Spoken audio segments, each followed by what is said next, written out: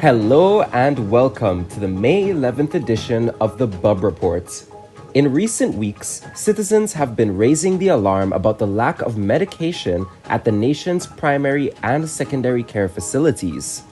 Some have chalked up the issue of a lack of payment to the government supplier at the Pharmaceutical Procurement Service at the OECS.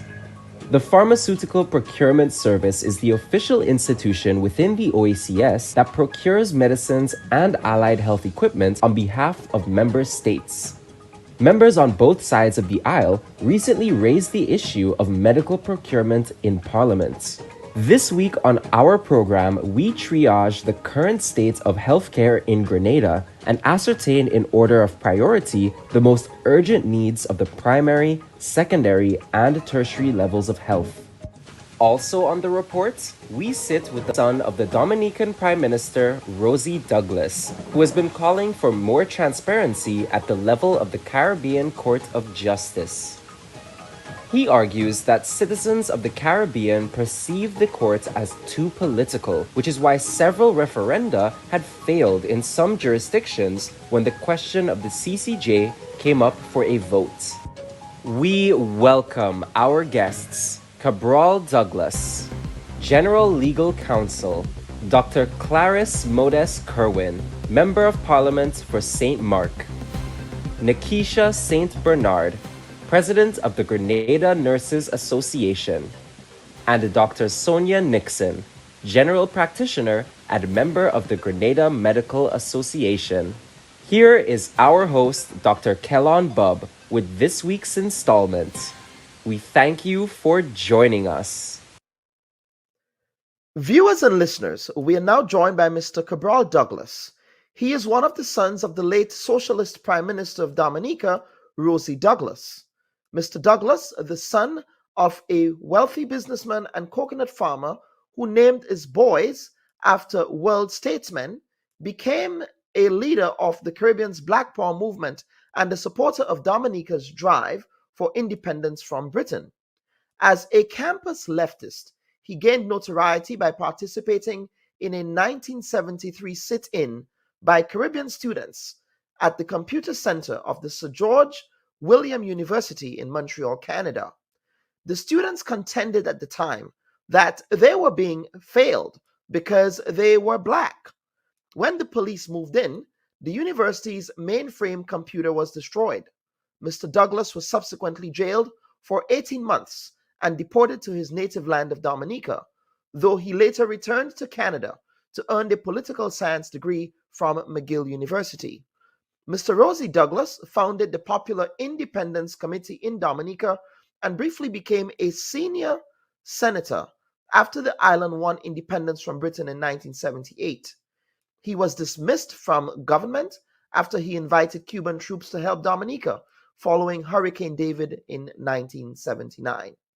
He took control of a fractured Labour Party in 1992 after the death of his brother Michael, who led the party before him.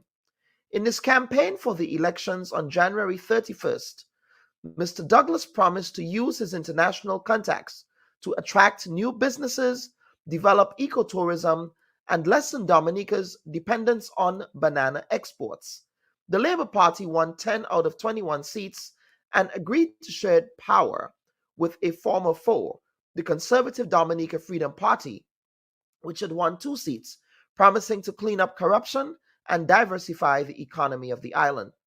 Rosie Douglas died on October 2nd, 2000, at the age of 58, a day after he returned from a summit meeting of Caribbean leaders in Jamaica. Mr. Cabral Douglas, one of his sons, is a British-trained lawyer admitted to practice in New South Wales, Australia. Since migrating to Australia in 2004, he has gained extensive experience in private practice and legal publishing, and as an in-house legal counsel in the Australian mining and medical and dental industries, respectively. In 2017, he was appointed as a legal consultant at A.R. Connolly and Company Lawyers, where he advised on a number of significant litigation and negotiation against the Australian Commonwealth Government on behalf of members of the dental industry. At this point, we're happy to be joined by Mr. Cabral Douglas. Mr. Douglas, welcome to the Bubb Report. Good morning to you and to all your listeners. I'm absolutely delighted to be here, and thanks for having me. Absolutely, sir. We do appreciate the time difference. What is the time difference between the Eastern Caribbean / East Coast in the United States and Australia? Well, right now here it's going on 6 a.m. On Thursday morning, and I believe where you are, it's about going on 4 o'clock p.m. on Thursday, so Yes, quite a time difference. absolutely. It sure is. So how did you end up in New South Wales, Australia? I mean, so your brother Kim, who I also happen to know, Mhm. I met him in Taiwan because I ended up in Taiwan as Okay. well. So how did you end up in Australia? Well, I'm surprised we haven't met in Taiwan because I was there on an official state visit. You mentioned my Yeah. dad and my brother. We actually had Yes. diplomatic relations with Taiwan at the time in 2000 when he was the prime minister. And we came to Hmm. Taiwan on official state business, and I met many of the dignitaries and many of the leading business persons. And it was a Caribbean delegation at the time. That was in 2000. But Dominic has since switched diplomatic relations to the To China. Republic of China, exactly. Hmm. But as Yeah. far as Australia is concerned, I started off as a lawyer practicing in England, in London, and I actually came to Australia for a visit for a holiday. And I thought it would be a good experience as a young lawyer to gain some international experience. So I said I would come and work and practice law here for a year or maybe 2 years. And it just so happened that I'm still here. So it's been quite a journey. My children have been born here, so they're born Australians. And that has been since 2004. I started off in a criminal law practice in London, and I've diversified into various areas, as you mentioned in the intro. And so there's a lot of similarities as a fellow Commonwealth country. Many of our countries in the region are Commonwealth, island nation states, the biggest island in the world, very diverse, wonderful country. And we have a lot in common, particularly in the area of cricket. Hmm. Have you been to the Ashes series? I know that you mentioned cricket there. The Yeah. Ashes is a famous Australian cricketing series there. Have you Oh met yes, any absolutely. famous? Once cricket is as Australian as you can get. So many of my friends are well versed with West Indies cricket. You wouldn't be Mhm. surprised to learn that a Yeah, lot of Australians know the history of West Indian cricket just as well as most West Indian people would. very well, very well. What surprised you about living in Australia? Were there any culture shocks that you've experienced Well, coming from the Australia, Caribbean? Australia um, is not necessarily the preferred destination of West Indian or Black immigrants. That's probably due to the fact that Australia historically has had a white Australia immigration policy going right up till the late 60s and early 70s, where they preferred European immigrants, and it tainted the country as far as its perception, um, leading some to believe that it's a racist country. You also have the First Nation Aborigines people who, to a large extent, have been marginalized from mainstream commercial life, and so as a result of that perception, you don't have a huge influx of West Indian migration like you have in Canada, for example, the United States and Great Britain. But having said that, you still have similarities in terms of our traditions as Commonwealth countries, English speaking countries. And so, because of those kind of similarities, Australians are very comfortable amongst all diverse group of people. And I haven't noticed any culture shocks. No, I mean, Australia is much culturally similar to Western democracies. It's a typical Western democracy located in Asia, closer to China and other countries within the Asian region. So no, Mhm. I haven't noticed anything like that. But it's quite a warm, welcoming country and very diverse culturally as well. Mhm. So let us talk about your dad briefly here. Now, your dad, as you know, is akin to Maurice Bishop in the Caribbean. Whenever Maurice Bishop name Maurice Bishop's name comes up, Mm. uh, it's followed by Rosie Douglas. If you look at Yes, yes. any academic journal, if you look at any book on the leftist movement in the Caribbean, it usually in the context of the OECS, it is Mm. those two. And so, of course, your dad passed away at a very young age, in the early 2000, in 2000, in fact.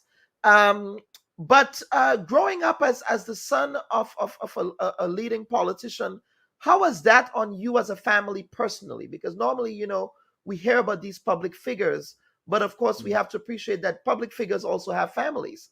Yes, How absolutely. was it like growing up in a political household? Well, growing up in Montreal, I actually grew up in Montreal, Canada, at the Mhm. time that you had the unrest that you referred to earlier, where Montreal actually became the epicenter of leftist political activism.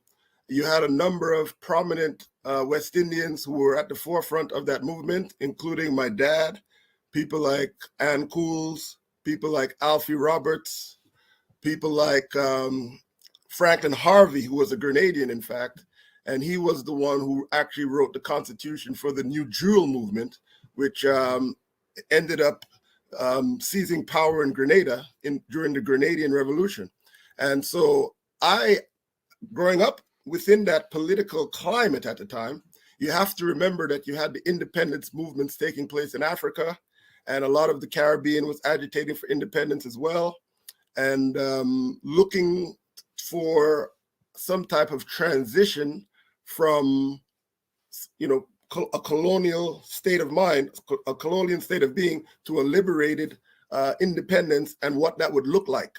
I, because of the fact that my father was involved on that level, we were under surveillance by the RCMP, the Royal Canadian Mounted Police at the time, who infiltrated the movement and acted as agents provocateurs in order to entrap individuals. And my father, my family, uh, got caught up within that mix. And as a result, as you know the story, my father was imprisoned, deported back to Dominica. But the story ends on a very happy note because, as you know, he returned to the country as the prime minister. And I've Mhm. actually just completed a book um, detailing how it all went down from prisoner to prime minister. And that book will be released later in the year. So hopefully we could return to the program to discuss it when Absolutely. it was launched. Once that book is published, I'm definitely going to have you back on the program to discuss that. But I'm glad you mentioned the surveillance, because incidentally, in February of this year, Jim Brownskill, who is a Canadian press reporter with Global News Canada, he said that your father was under surveillance by um, uh, the Royal Canadian Mounted Police. The Absolutely. article, says that there was a special operations group at the Security Service developed, and which developed a national program of disruptive countermeasures in the early 1970s to prevent or contain what the forces saw as the potential for political violence by agitators of various tribes. So here they're defining your father as an agitator. Mhm. Specific targets of the program, which came to be known as Checkmate, were classified for many years. But records disclosed through the Access of Information Act reveal that one of these actions was aimed at eavesdropping on Douglas's conversation with a fellow activist. Did your dad ever talk about feeling as if he was surveilled back in that period while he was in Canada in Well, his activist days? The thing about Rosie, I call him Rosie just like everybody else, even though he was my Oh yeah, dad, you know. right. So he insisted that we call him Rosie, you know. But he was actually quite a character. He was quite an outrageous, quite a dominant character, in the sense that he really believed that his vision for Black people, his vision for the Caribbean, his vision for the world was so persuasive that he didn't really see anybody as an enemy. He was open. So anybody could access my dad at any time with any issue.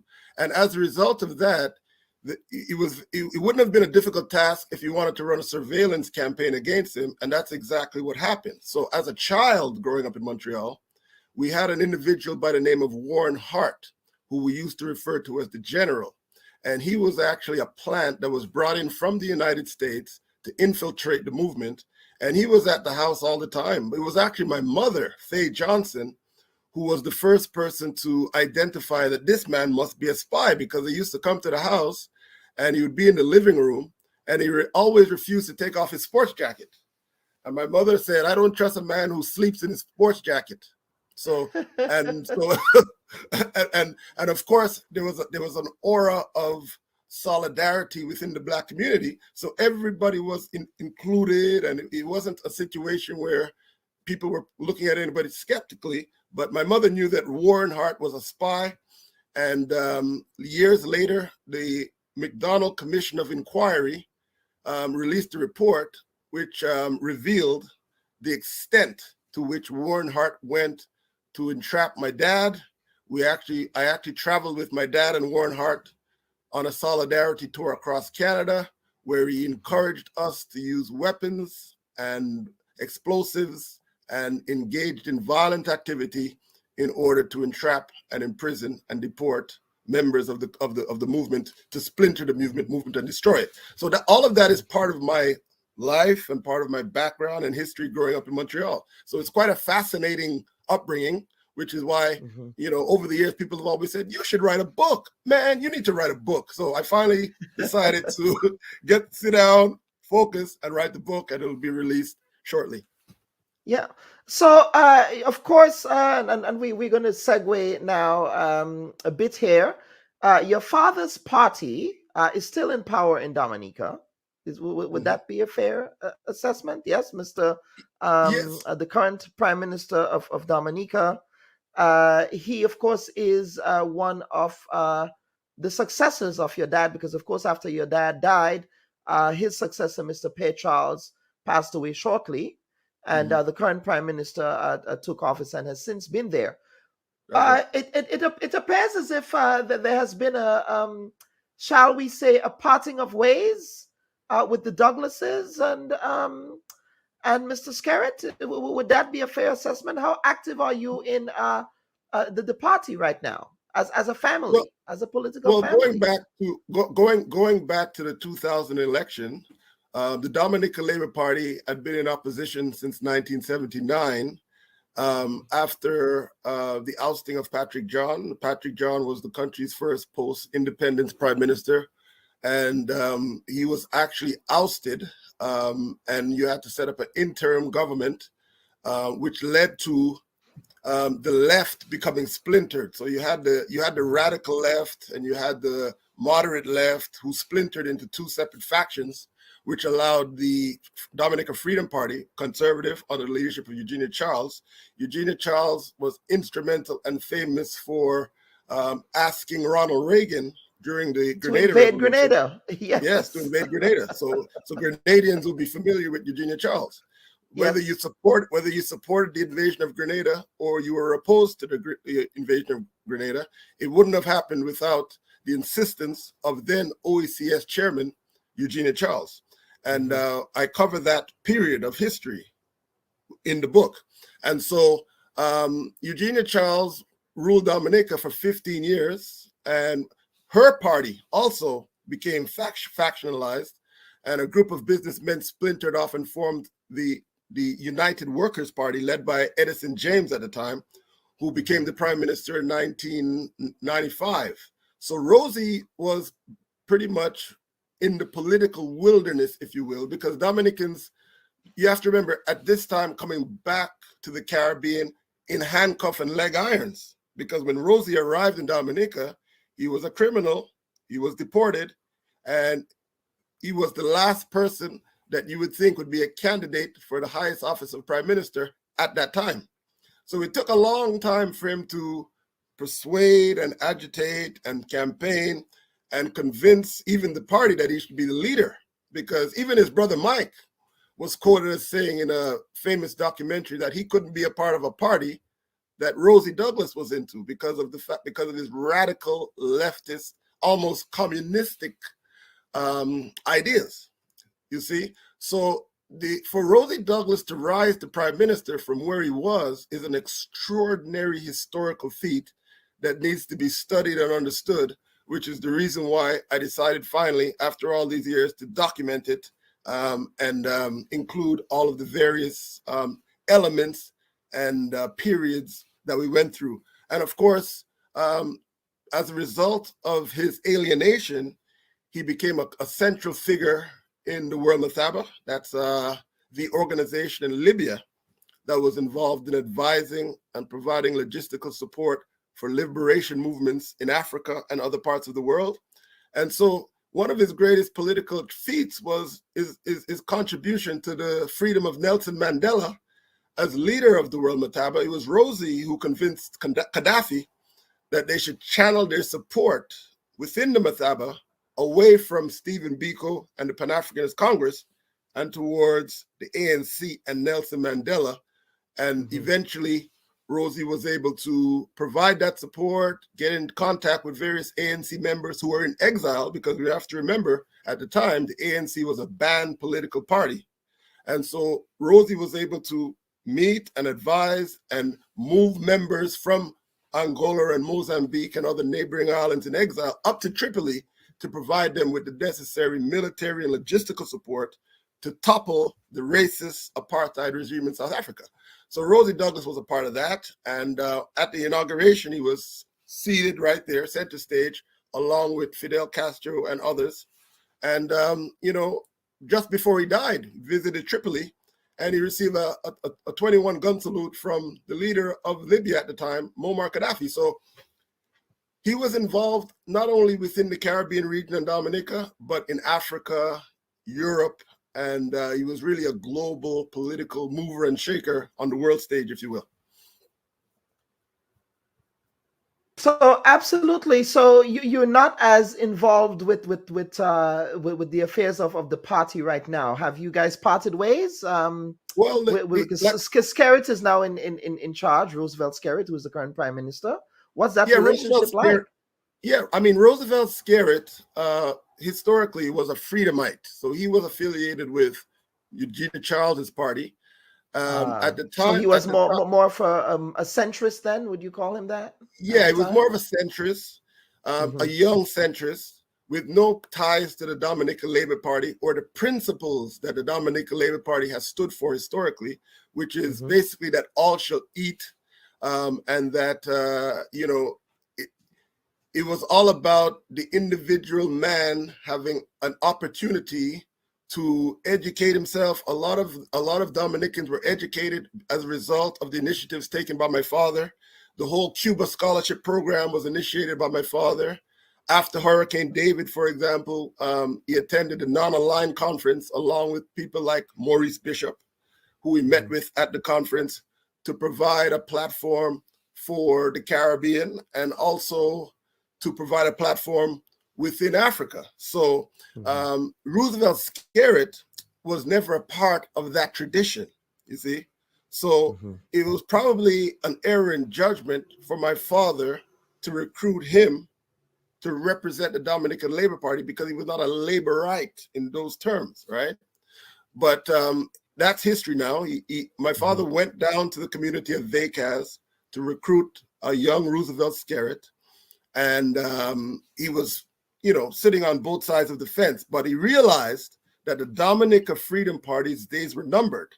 So he would either have to join forces with the Dominican Labour Party or the United Workers' Party in order to have an opportunity to be in government, because how it is in the Caribbean. Unless you're in government, you're not going to make a huge impact in opposition. And so he was basically hedging his bets. One day he was with the United Workers' Party. The next day he was with the Dominican Labour Party. When we won the election, he actually said, "Look, if I'm not given a ministry, I will cross the floor and join the United Workers' Party." So Roosevelt Skerritt was never loyal to the Dominican Labour Party, its principles or its leaders from the outset. So nobody should be surprised about the departure from those principles over the years of his leadership. Mm-hmm. And now let us talk about what one of the issues that is now in contemporary conversation in the Caribbean. Of course, there was an article, and I will just tease that up briefly. But of course, given the legal nature of the matter, we are going to be judicious in how we proceed with this. But certainly to say that in the November 26th edition of the New Today newspaper, which is a Grenadian newspaper, and some might say, well, Cabral is Dominican, his dad is in Dominica. What does that have to do with Grenada? The title of the newspaper headline was, Francis Alexis moves to get Dominica lawyer sent to prison.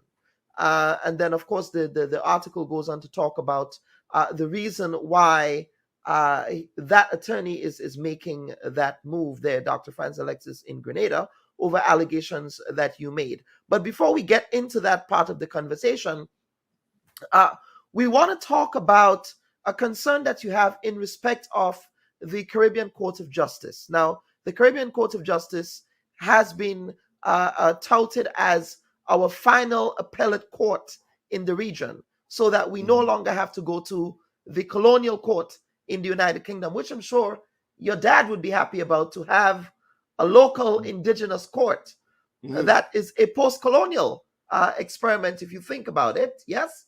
But you make the case that the relationships between attorneys and judges on the court, or the way that the court is set up, really causes people in the region to be suspicious of it. Why do you think people in the region are suspicious of the Caribbean Court of Justice and may never support in some of the jurisdictions where referenda are required to support the court as its final jurisdiction? Well, as you rightly point out, in order to complete the circle of independence, we as small nation states in the Caribbean must ensure that not only do we have an independent government, an independent executive, but we also need to have an independent judiciary that is localized. Otherwise, we can't really say that we're truly independent. So on that point, I would agree with you that this is an important step in that direction. However, this particular court that was set up in 2001 by way of the agreement establishing the CCJ, which finally opened its doors in 2005, has a credibility problem. And so instead of pretending that the court doesn't have a credibility problem and trying to ostracize those who raise the fact that the problem exists, we need to have politicians and jurists mature enough to acknowledge the fact that there's a credibility problem and then take steps to address the fact that there's a credibility problem.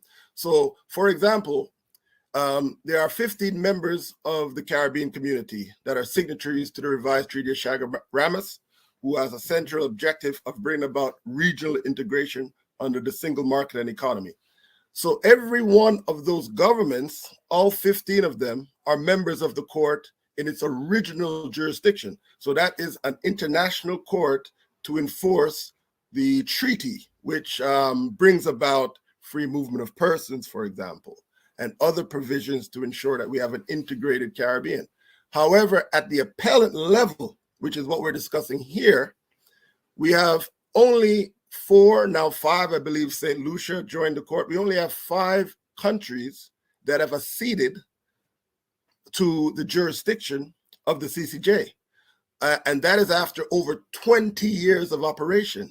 But more significant than that, as it relates to the credibility problem, there's not one example of a country in the Caribbean that has held a referendum and as a result of that outcome have joined the CCJ.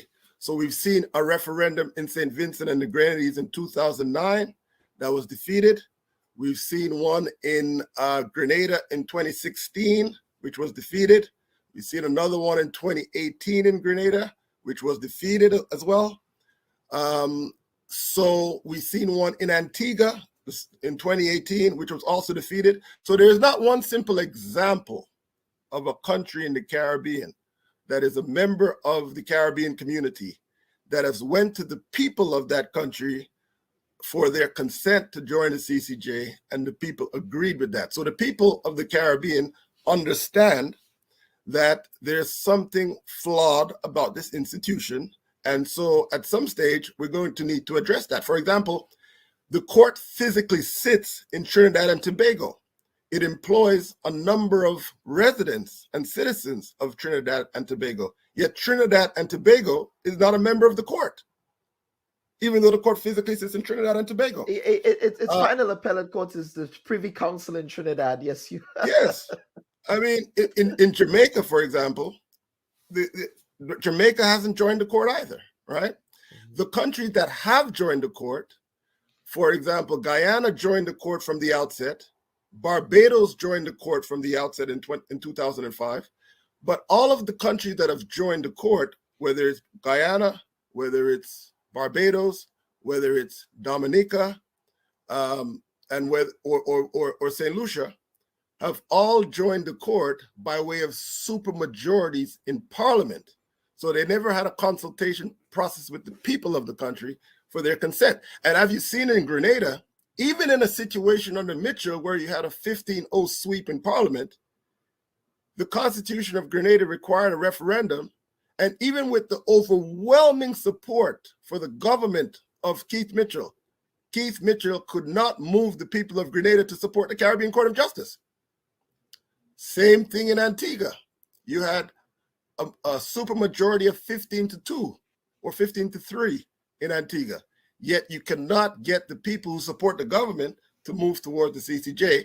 They would prefer to go all the way to London and all the expenses associated with that for travel and hotel and council, because there's something fundamentally flawed about the CCJ and its and the relationship between judges and politicians.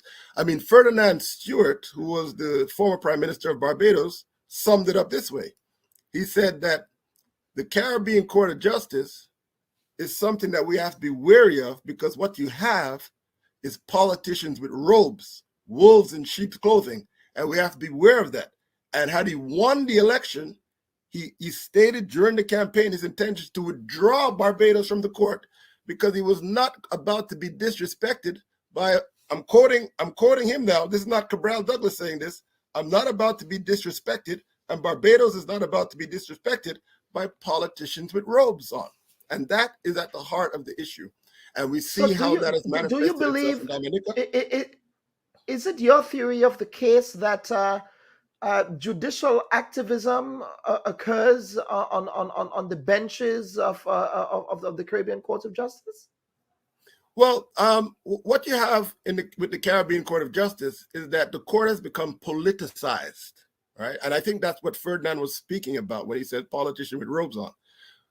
So, for example, well, that's one issue. Now, the other issue is that the resources of the court, which each Caribbean government has contributed to, have been mismanaged. So at the time, for example, when Dominica joined the court, you had the registrar of the court, who was a Jamaican by the name of Dr.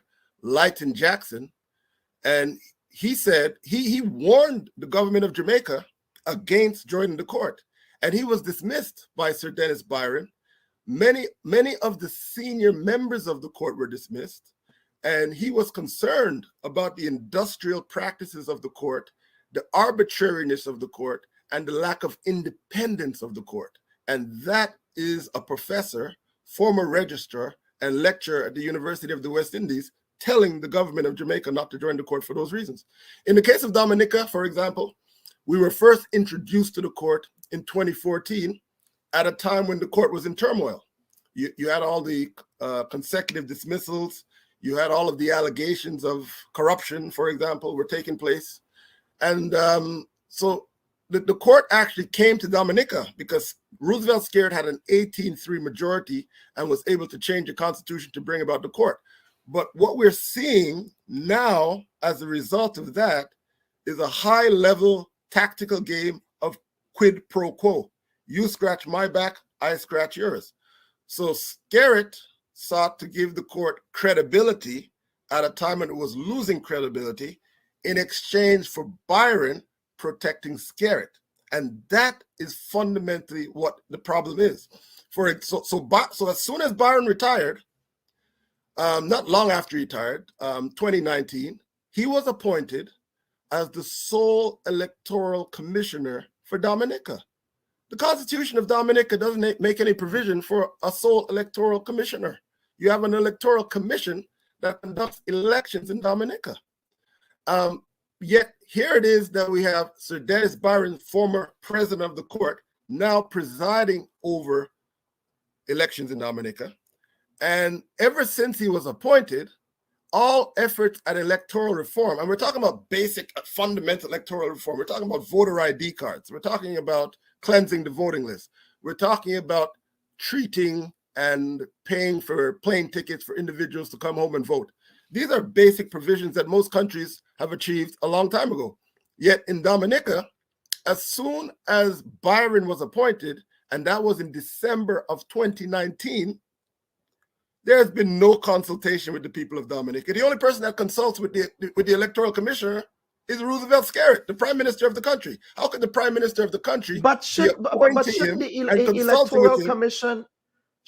electoral commission be an independent arm of the state? It should not. Absolutely. It should not have it. Absolutely. Mm-hmm. And the president should be presiding over the deliberations, not a member of the party who has a vested interest in the outcome. So here you have a scenario where the prime minister and Sir Dennis are consulting with each other in some back room in the dark about elections in Dominica, but the report to bring about the reform that is necessary to modernize electoral laws in Dominica hasn't been produced. Nobody knows when it's going to be produced. And that was from 2019. And more significant than that, the same CCJ in 2022, in July of 2022, heard election petitions from Dominica. There was 10 constituencies that were under review, petitions were brought because of the irregularities that took place in those constituencies. The case was heard at the High Court, and the question for the CCJ was in terms of jurisdiction, whether they had the jurisdiction to hear the appeal. But the court said in their ruling that no election should take place in Dominica until these taints, quote unquote, in these electoral laws are addressed, are reformed. You have Sir Dennis Byron brought in specifically for that purpose. And yet 3 years later, early elections are called in Dominica without any electoral reform. And Byron has not addressed the people of Dominica. He hasn't resigned from his position as sole electoral commissioner, just continues to go along and act essentially as a puppet of the ruling administration to frustrate democracy and the will of the people of Dominica. And this is why the people of the Caribbean know and suspect that the CCJ and its affiliates and its individuals are involved in politics. And as a result of that, they're not independent.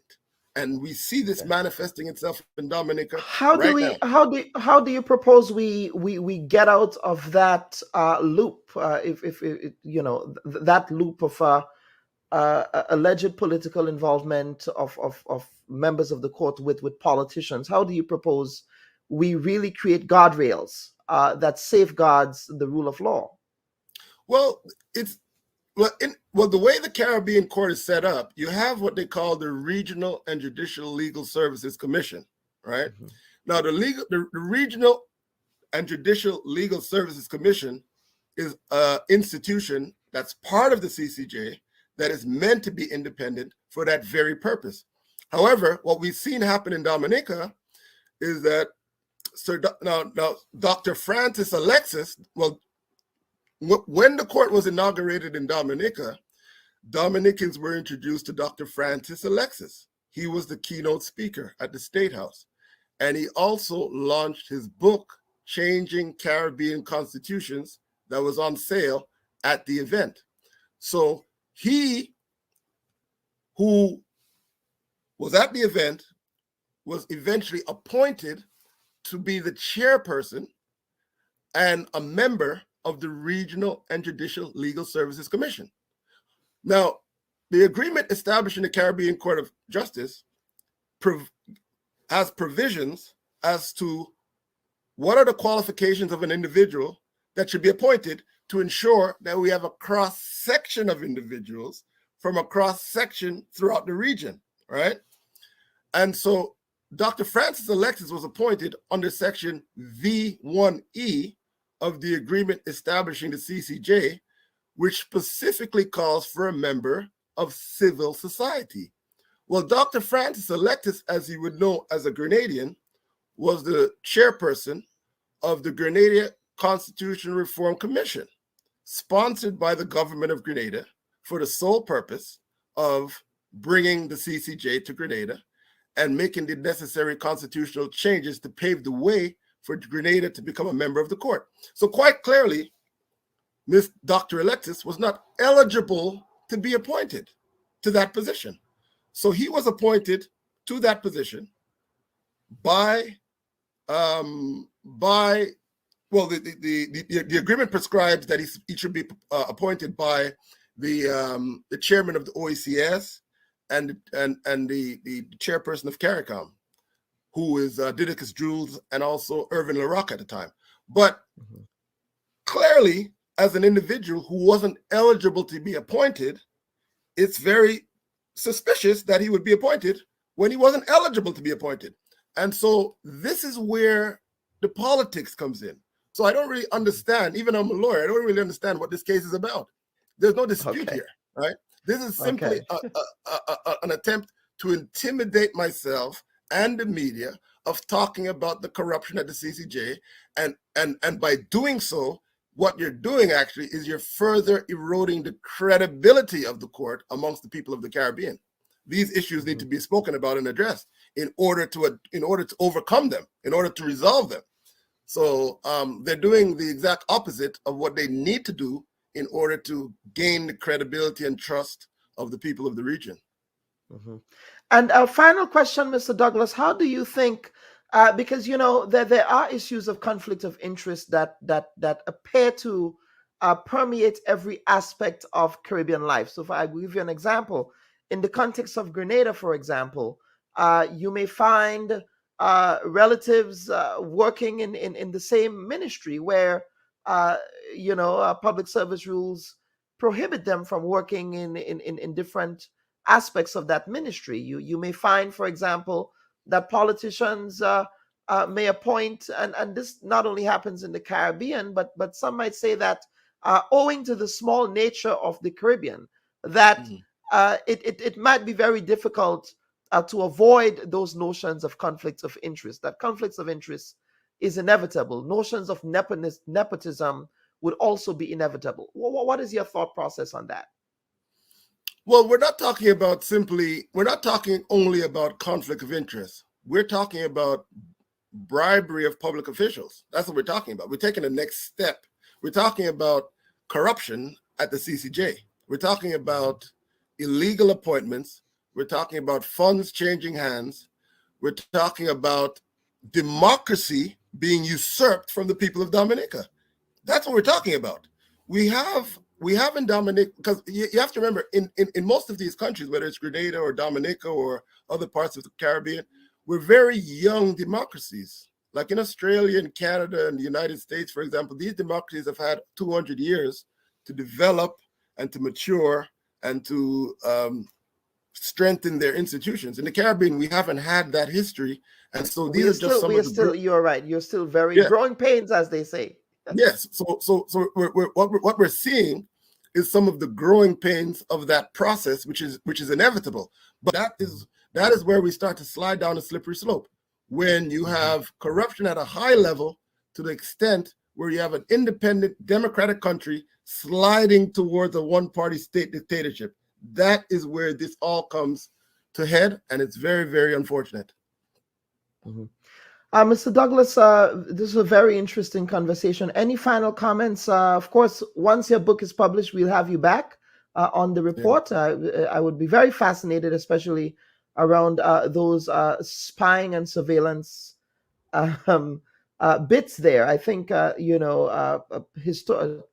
student of history like myself would find that very interesting. Over to you for some final comments. Are you as talented as your younger brother Kim? He's involved in music, dance, culture. Well, he's a man of the people. Yeah, he's very talented. I mean, when I was in Taiwan back in 2000, he was delivering speeches in fluent Mandarin, and even the Chinese hosts couldn't television believe shows as well. how fluent he was. And are you also? I suspect that you're also fluent in Mandarin, having lived in Taiwan yourself. I am fluent in Mandarin Chinese. Yes, and so that's my third language. Yeah, and I'm sure you would have been to one of Kim's rap concerts where he sings and he raps in Mandarin and has all the crowd involved. And so on. Correct. Yeah. Kim and I, we were buddies. We went to the parties. We went to the clubs. We were part of this group called Pan Africana. So it was beautiful going around Taiwan and celebrating and spreading Afro-Caribbean culture there. It was a beautiful time with Kim. I really enjoyed my time in Taiwan with the brother. Yeah, Kim is he's a great guy. He's really intelligent. He's really creative, and I look forward to linking up with him very soon. He's supposed to come to Australia. He keeps telling me he's coming, but I haven't seen him yet. So maybe I have to go back to Taiwan. But you might have to make a trip. You might have to make a trip to Taiwan. Yes, sir. Yeah. Okay, Mr. Douglas. Any final comments from you, sir? No, well, I just want to commend you for maintaining the fourth pillar of our democracy, which is journalism. That's something that we need to strengthen in the region in order to hold public officials accountable. As you know, that it's known as the fourth pillar, and without it, our democracies will not be able to flourish because our institutions and those running those institutions will not be held accountable. So I want to commend your program. It's a great program. I'm a fan of the program. Absolutely delighted to be here with you this morning. And to all your listeners and all your viewers in Grenada, greetings from Australia. And, I know it's really far, but I don't seem to get too many from the West Indies coming to visit. So put Australia on the map of places to come and visit. It's a beautiful island state, and you can come and soak in some cricket. Just give me a call, and I'll be happy to take you around. Excellent. All right, viewers and listeners, that was Mr. Cabral Douglas. He is a general counsel out there in the province of New South Wales in Australia, sharing his views and perspectives on ensuring that we have judicial independence in the context of the final appellate court of the Caribbean region, which is the Caribbean Court of Justice. Please stand by. We will be right back after these messages. All right. And hi, everyone. Thanks for checking out the Bubb Report social media pages. If you'd like to get more videos, show highlights, and watch our weekly live show, follow our Facebook, Twitter, and Instagram pages, and also subscribe to our YouTube channel.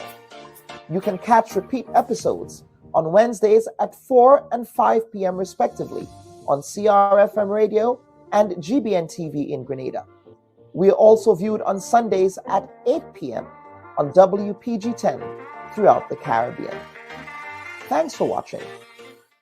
Should your loved ones pass on, they deserve to be treated with dignity. And at S.A. Johnson Funeral Home, we can provide you with that service. We can take you every step of the way during your sorrowful moments. When that need arises, call S.A. Johnson Funeral Home at 347-777-9797. That's 347-777-9797. S.A. Johnson Funeral Home is a Caribbean family-owned funeral home here in Brooklyn, providing funeral services, but in a dignified way. From cremation to burial to the repatriation of your loved ones, you don't have to go through the hassle, as we provide exceptional service that allows you to mourn and heal peacefully. For more information, visit our website, www.sajohnsonfuneral.org. Send us an email at sajfuneral@aol.com or call 347-777-9797. S.A. Johnson Funeral Home, because you deserve to be treated with dignity.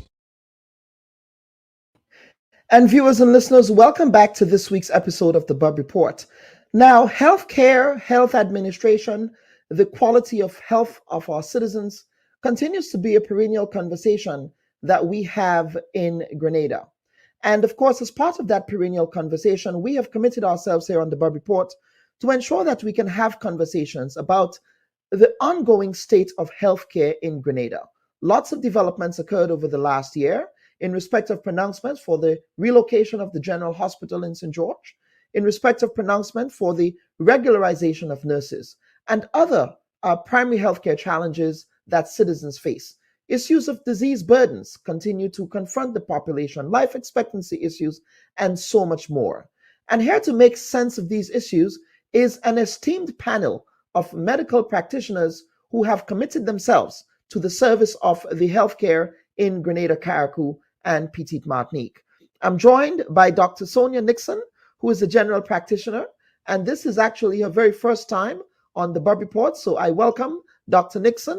I hope this will be the first of many visits to the program. I do listen to you on the Call the Doctor program, or Doctor on Call.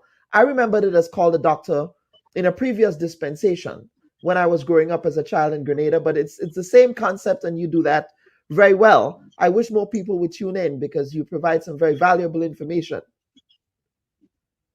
Thank you, Kellon. And good evening to everyone listening to this program. But well, good morning it is, and especially Yes. people in the diaspora who we hope can give a good view of what's going on, and let people know there's still positive things happening for our health sector. Yes, and we will talk about that as well. It's not all doom and gloom. Nikisha St. Bernard, who is the president of the Grenada Nurses Association. Nurse St. Bernard, welcome to the Bubb Report. Also your first time on the report, and I'm certainly happy to have you here. Thank you very much, Dr. Bubb. I'm happy to be here too. Absolutely. And last but not least, we have the outgoing, or should I say the former Minister of Health, not necessarily the outgoing Minister of Health, Dr. Clarice Modeste Cohen. If you can turn your camera on, Dr. Modeste, you were also a former Minister of Health in Grenada, but you also the undefeated, perhaps the longest serving member of parliament for the constituency of St. Mark, who famously coined the phrase, "Where did he day?" in the last election. But That's correct. I think you should patent that, Dr. Modesto. I think so, because some people are stealing it. I noticed a T-shirt in the Nutmeg Museum in Victoria, a T-shirt for sale with that on it. Absolutely. Ladies, welcome. But I just want to Report. thank you for this opportunity, and I'm happy to be part of this very distinguished panel, and I look forward to some frank discussion on healthcare. And Absolutely. Yes. So Dr. absolutely. Modeste, we should also tell Kellon, Dr. Modeste and I are actually classmates from medical school. You are. That's correct. You also a Cuban trained physician. I know. Go back a long way. Yeah, we are of the first group of Cuban medical graduates. Wow. This is good to know. I never knew, but I'm learning some history today. That's wonderful. So you also speak fluent Spanish in that case. Yes, yes, we do. I wish I knew that. For me, I know I used to. Yeah. You used to. I used to. Okay, One time. ladies. So I actually want to begin with Nurse Nikisha St. Bernard, because Nurse, before we started the stream, you indicated that you had some sad news to report in respect of the nursing fraternity. So could you tell us of those developments? Okay, thank you, Dr. Bubb. Today it's a sad day for us, for the whole nursing fraternity, because we lost one of our nursing assistants. Her name is Nicola Judd, a nurse who was in active service. She used to work at the Monge Hospital. So please let me extend condolences to her family, her friends, my fellow nursing colleagues at Monge Hospital, even throughout, Grenada, Carriacou, Petit Martinique, and sometimes she has friends all over the world. So please let me express our condolences. This year has been a very sad year for us. This is the third nursing assistant that we have lost this year through death. One was just retired. She just retired last year, and then two, in active service this year. So it's very sad for us, because nurses, we're a close community. We spend most of our time on the job with each other. So over time we become just as a family, and it's very hard when one of our own, dies. So it's a very, very sad, emotional day for us. What kind of person in your own recollection of your colleague that died? Can you share some personal memories or recollections, or what other colleagues remember about her? For her, she always speaks her mind. If something is wrong, she will let you know.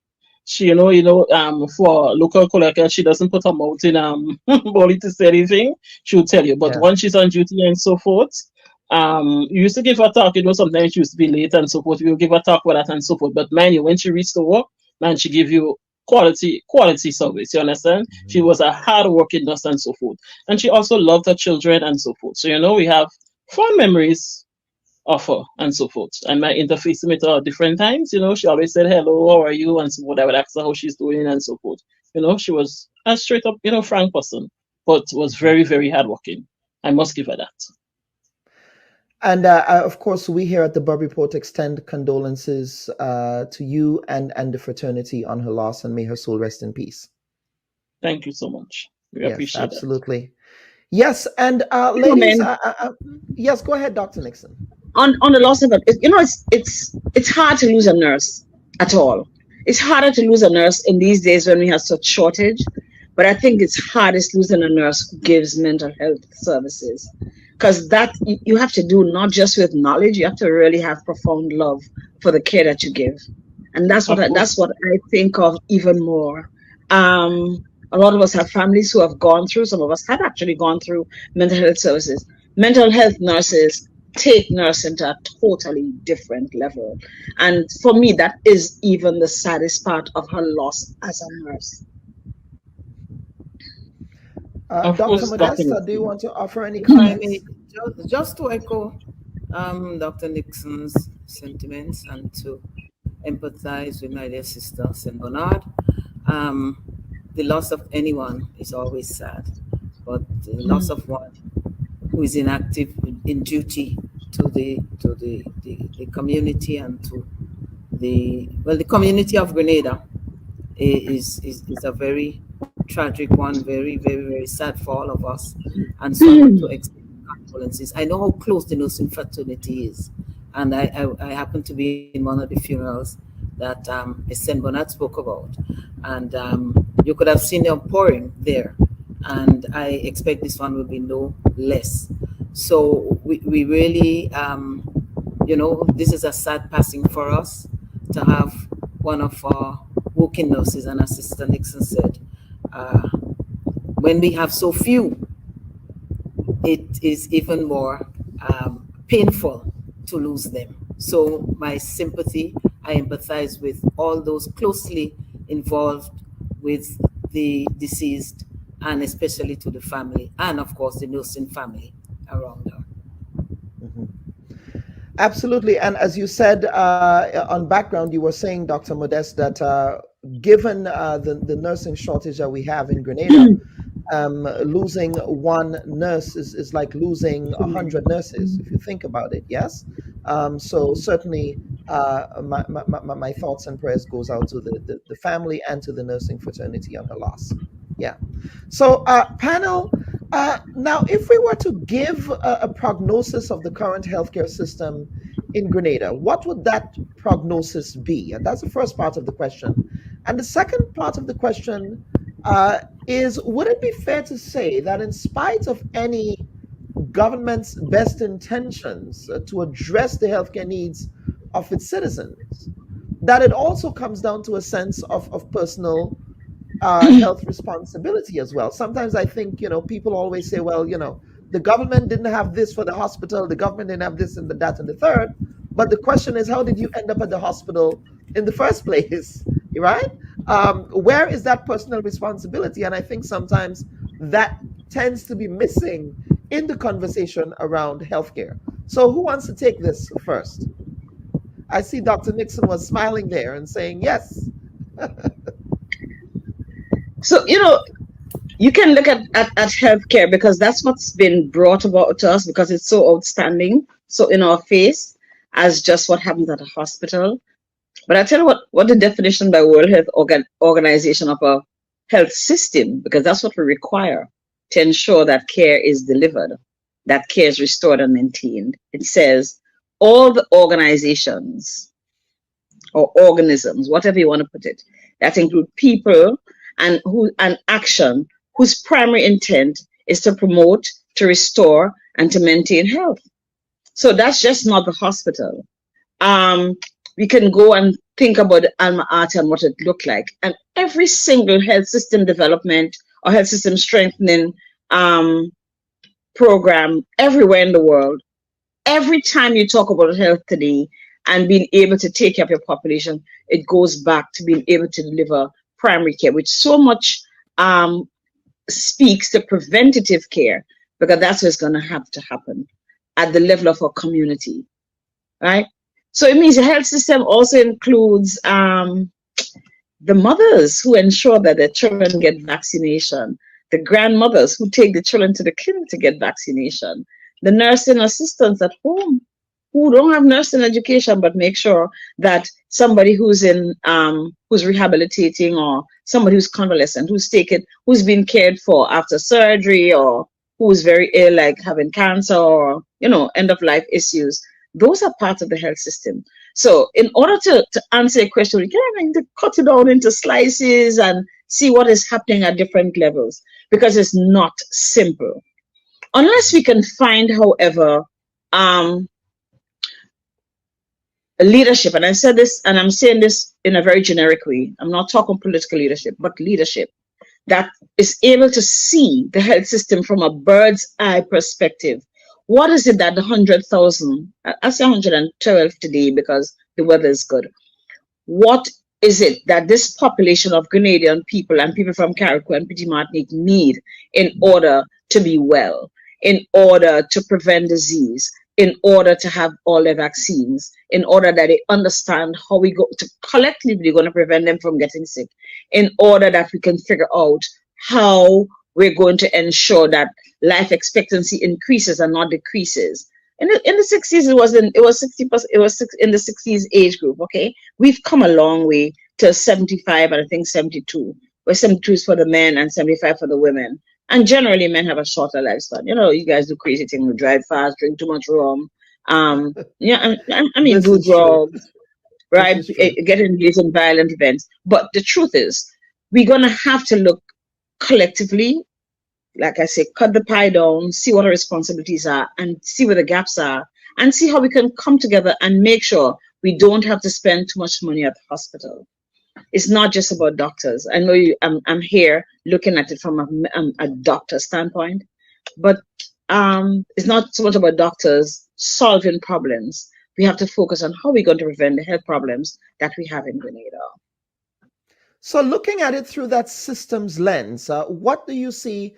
Of course, that is an issue that continues to be ventilated in the public sphere, the healthcare system. And of course, we'll be talking later on about the relocation of the General Hospital, which is proposed by this current administration. And what is it within the system that continues to be a perennial issue that every time we have a conversation around healthcare in Grenada, it's about, well, they don't have medication in the hospital. This person is not seen. There's a shortage of nurses. Medication is prohibitively expensive. You have high rates of cancer diagnoses. So many issues there. So what specific issues within the context of the systems lens do you think that we need to be looking at? Or it's not, as simple as that?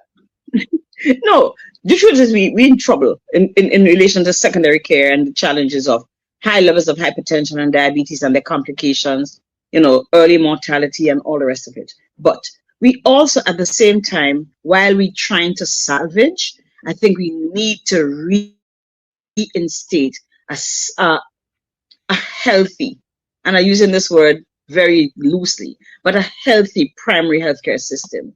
A healthy primary healthcare system that provides facilities that people trust, because trust is very important in care delivery. That we have people who are trained, who practice evidence-based care. So our nurses are up to date as to what nurses are supposed to do. So our doctors know what they're supposed to do, that their facilities, that we understand the diseases that we're managing, right? And above all, that we are able to provide education for a population so that they know I am responsible for me, sorry, and my family, that I am supposed to do X, Y, Z. I'm supposed to live this kind of lifestyle, my physical activity, my consumption of alcohol. You know, it's funny because we never tell people don't drink, which is so interesting. We don't tell people don't drink. We say don't smoke, don't smoke, don't not exercise, don't do this, don't. But we say drink in moderation, whatever that is. I don't think that exists. Okay, that's my very personal position, that there is no responsible drinking, because you don't know when you're going to get drunk. Nobody understands what is their personal threshold, right? And so, but until we can get to a point where people can be sufficiently educated to assume responsibility for their well-being and that of their family and their community, and further, where we can trust our system to provide appropriate primary care, where when you're having a baby, you're a healthy mother and father. Not one of you is not doing drugs, and one of you is not drunk every day, and there's no smoke in the house, and that the baby's mother can go to the clinic, right, and get all her antenatal care. Her challenges can be recognized easy, and she can be referred to specialty care, because there are midwives, and I know there's a training of midwives on, which is very, very important, that this baby is born in a hospital setting, that this baby is able to get all her vaccines early, that her mother knows that breastfeeding is the best, that that there's no smoking weed in the house, we don't have cockroaches, there's running water, you're close to facilities, there's electricity, there's appropriate feed, and like I said, breastfeeding and all of that. So we have a healthy child. And this healthy child can grow into an environment where other preventative systems, methods exist. Her vaccines are there. There's early dental care, so she doesn't have caries by the time she's 6 and 7. By the time half of her milk teeth look like rose corn.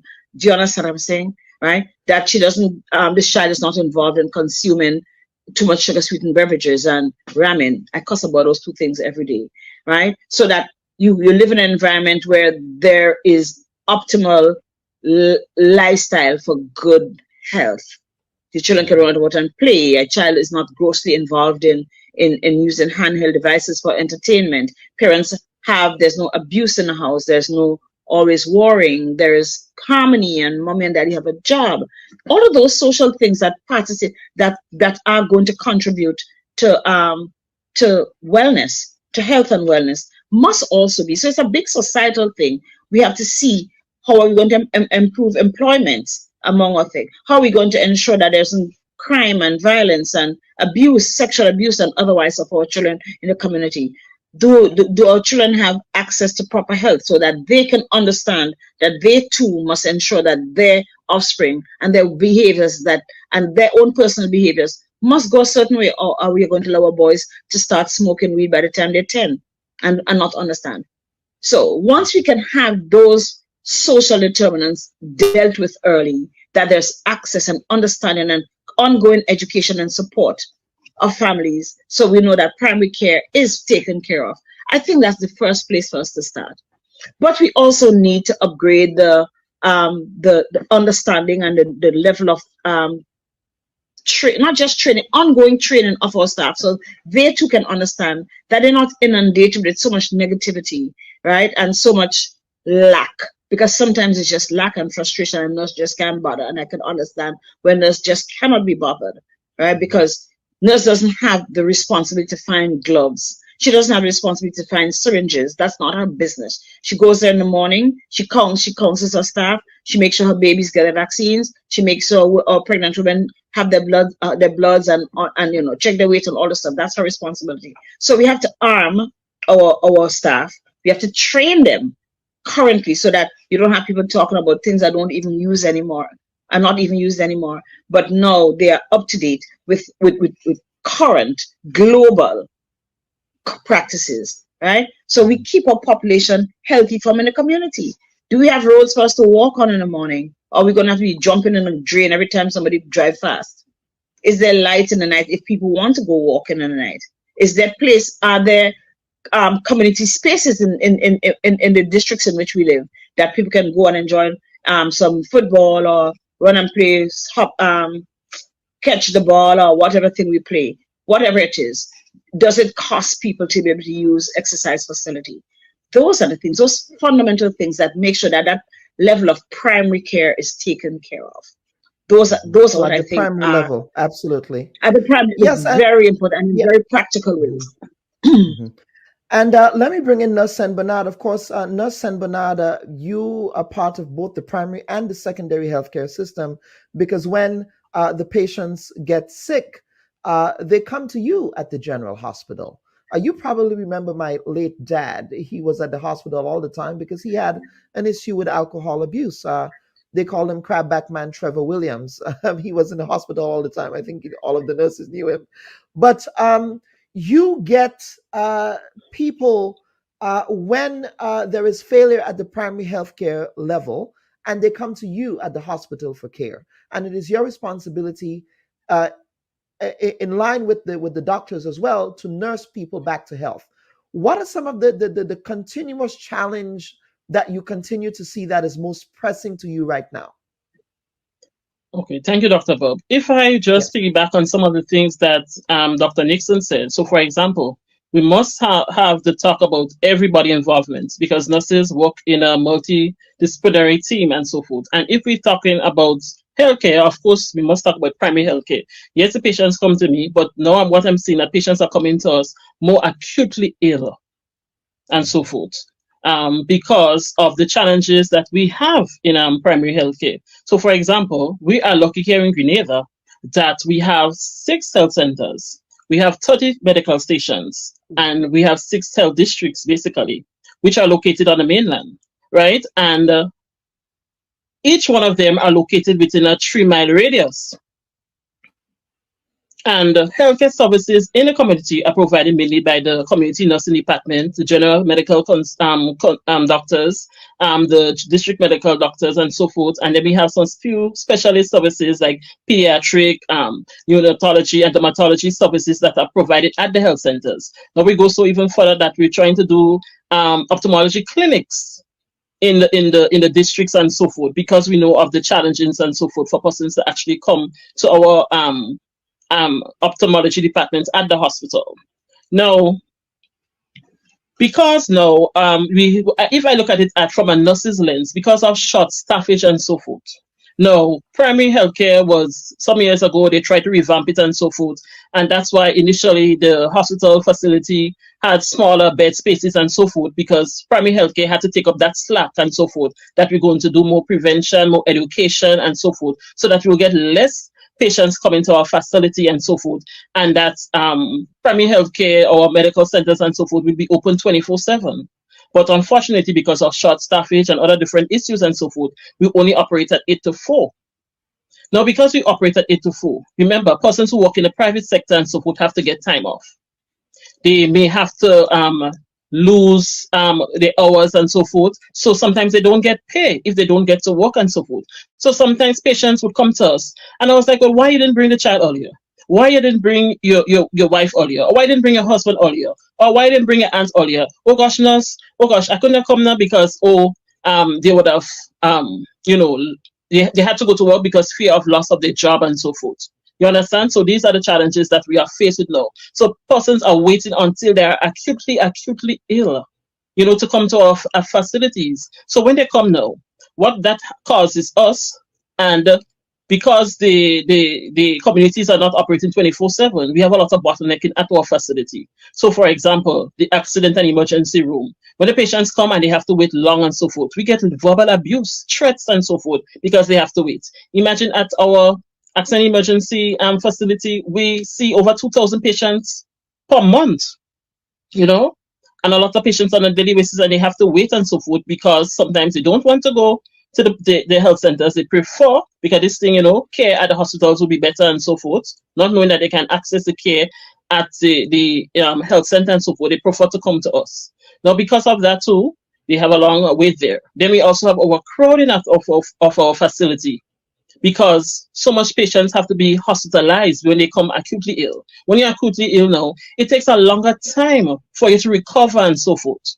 Now, the challenges will be even further, because now we have to use up more human resources, material resources, and all these sort of things. The patients will have to more cost, because we have to make sure that the nutritional needs are met and so forth, and when persons come like that, it's harder for us to actually rehabilitate them. And then even when the patients are ready to go home, now we've seen challenges that persons do not want to take the children to go home with.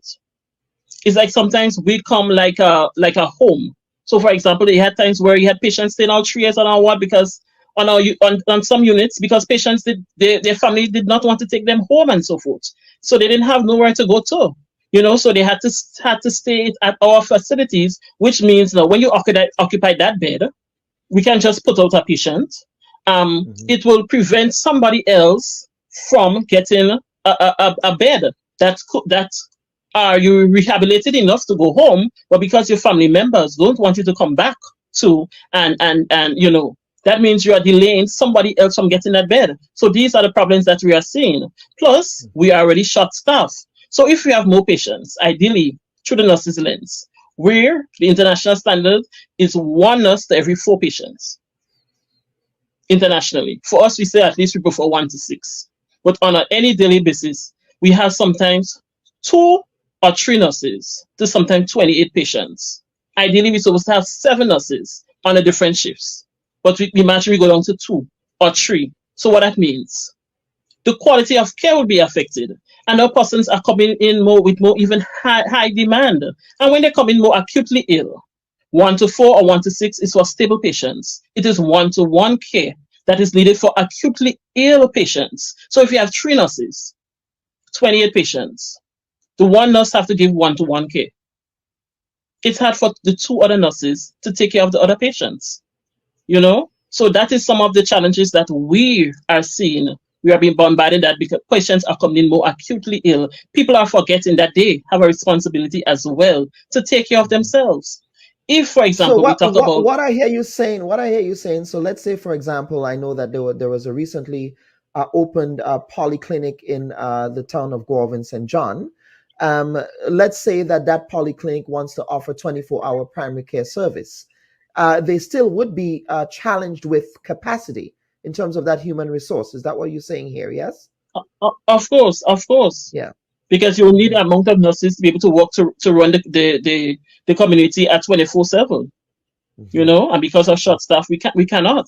Because remember, the nurses in the community have added responsibility. They have to do clinic visits. They have to have their clinics on a day-to-day basis. They have to respond to emergencies. So if the nurse in the clinic have to respond to emergency, she have to drop her clinic to go, and then still come back to run her clinics and so forth. You understand? So these are some of the challenges that are being faced. I was really surprised. I was really surprised to hear you say that families sometimes refuse to take their families back after discharge. That is surprising. That is surprising to me. Wow. Okay. Yes, go ahead. Yes, Dr. Bubb. And sometimes they verbally abuse us. Sometimes people tell us, oh, we have to hold a patient because they have to fix up their room. They have to add on a room.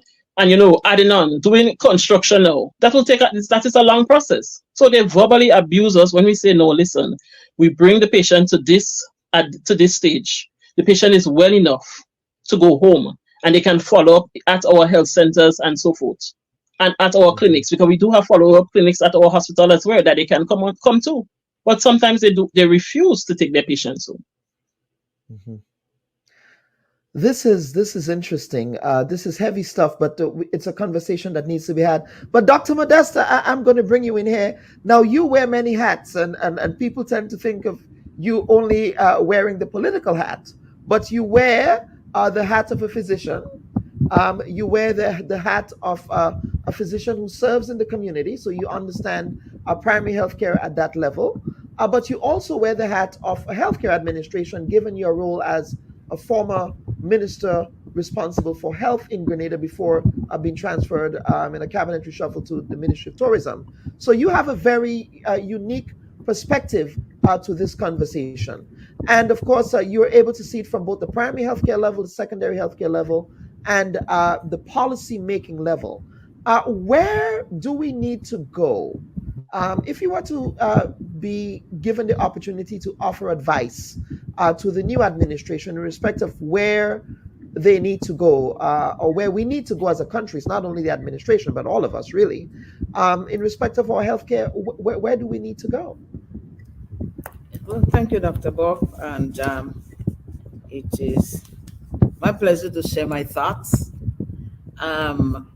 Most of them might be my personal thinking, but some of them might come from conversations that I've had within government, with other persons, etc., etc.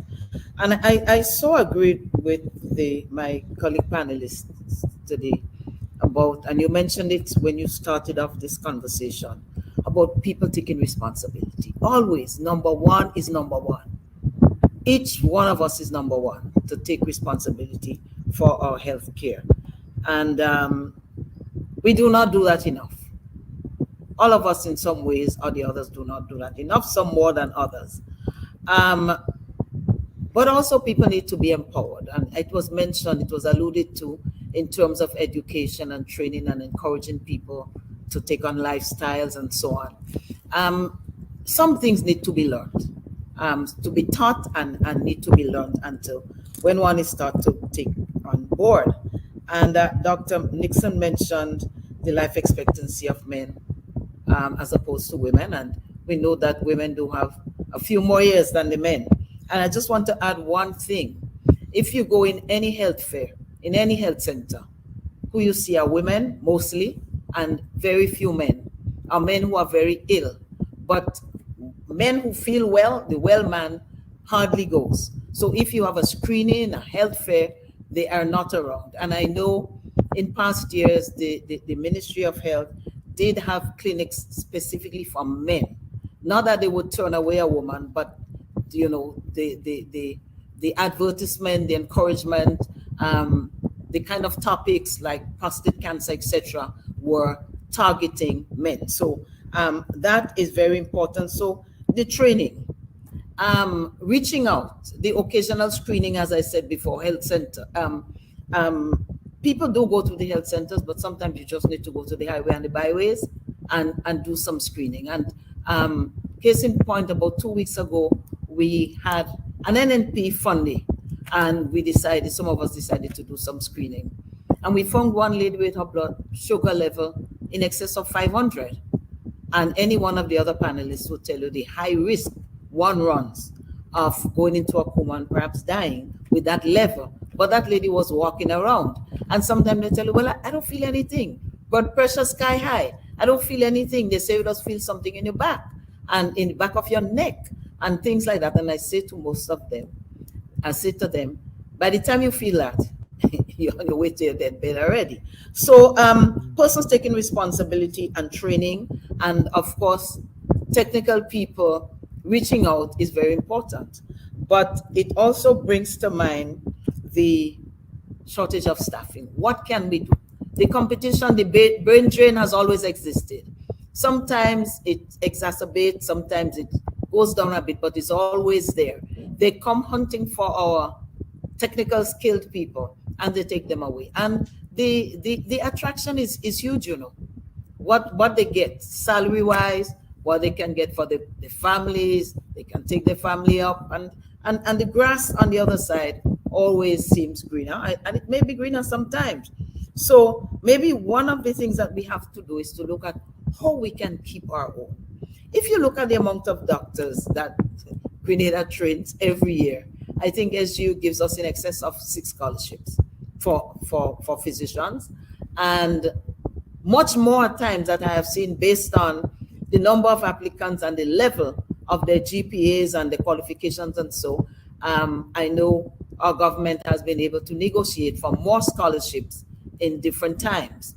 And so it's not for want of training so much, There may be situations, but it's not for want of training, especially for physicians. But woefully, sadly, a number of them, they go away and do not return. So there has to be a way of keeping them, making them respect the bond that they would have signed, because in most instances, people sign a bond to work to serve the country for 3 years, 4 years, 5 years. And imagine if everyone who was trained served this country for 5 years and then decided, look, I want to specialize, I want to work somewhere else. We will have a continuous stream of physicians. Yet we find that we are still heavily subsidized by Cuba because of that situation, that either persons do not honor the bond that they would have signed, or as soon as they would have done it, they go. And this is not to blame, it's a reality of life, and we have to see how we can keep them, maybe terms and conditions of job, maybe salary, whatever, because sometimes you may have to go outside. The public service has a scale for nurses, for doctors, for whoever, and maybe sometimes you have to look outside of that. Maybe we'll have to get the public services blessings. And this is something I've always lamented and I've raised. When you look at some other professions, how much they get and the level of sacrifice they have to make. And when you look at the health professions, I believe that something more, I firmly believe that something more could be done in that situation, to see what terms and conditions can make it a bit more attractive. And so speaking of that, Speaker, I just want to ask a quick follow-up question there on the question of capacity there. In hindsight, do you think that your administration could have done more to retain that talent at home? And of course, I'll bring in Nurse and Bernard here to talk about that brain drain of nurses. Of course, that was a major issue in the last election, as we know. But in hindsight, what do you believe that your administration could have done to perhaps encourage the stemming of that outward tide of our talent into mostly developed countries? Okay, now I did say some of the things I say come directly from me and some come from discussions. And this was one of the discussions that we held in cabinet. We had two in the last administration, two ministers for health responsible for different things. And it's something that came up frequently, something that I raised when I saw nurses I know who were excellent nurses leaving. You know, it really bled my heart. And it's a topic we had. However, as I mentioned before with the public service, we have to get outside of that rigidity and make exceptions for what we want. And maybe the nation has to look at it too, because if you say, okay, we're going to give doctors an extra bonus every year, there are other public service servants looking on. Would they want to negotiate that too? Would they prioritize healthcare? So it was a conversation that would have been had, recommendations would have been made. One can always say it should have been done faster, and maybe it could have been done. But I do know that it is a topic that we engaged in, and it was being looked at, maybe a bit late, but better late than never. But it is something that need to be addressed to see how we can do it. And it may not be overly dramatic, like make it twice what it was, but maybe increase it by a percentage, but also give them other perks that would make them feel good, maybe come up with, and I know we were looking at national health insurance, and I think before we finish, that is one of the things, when we talk about access, whether it's primary care, or especially when you start going into secondary and tertiary care, a government alone cannot do it. And there are a number of individuals, perhaps in the middle and low income brackets, who cannot, when it comes to interventions that require high financial input, some of them definitely cannot make it. And so we need the collective national effort to pool monies together. And that is what the national health insurance is about. So I do believe that one of the things that we need to look at is the national health insurance. And maybe if doctors know that they have a good health insurance for them and their families, I know that the public service has, but I can tell you, as somebody who has been in it, it does leave a lot to be desired when it comes to higher level. So this is something that also has to be looked at. But we must look at the brain drain. So I am not saying it as one that I put on the doorstep of the present administration, but they're in office now and they have to take the ball and run with it. We need to look at how we keep them, because we're bleeding, we're hemorrhaging too much in that area. And I just want to St. Bernard, she mentioned something about how we are blessed with having health centers, so many health centers and visiting stations. We must not underestimate the availability of these facilities in communities, because people need access.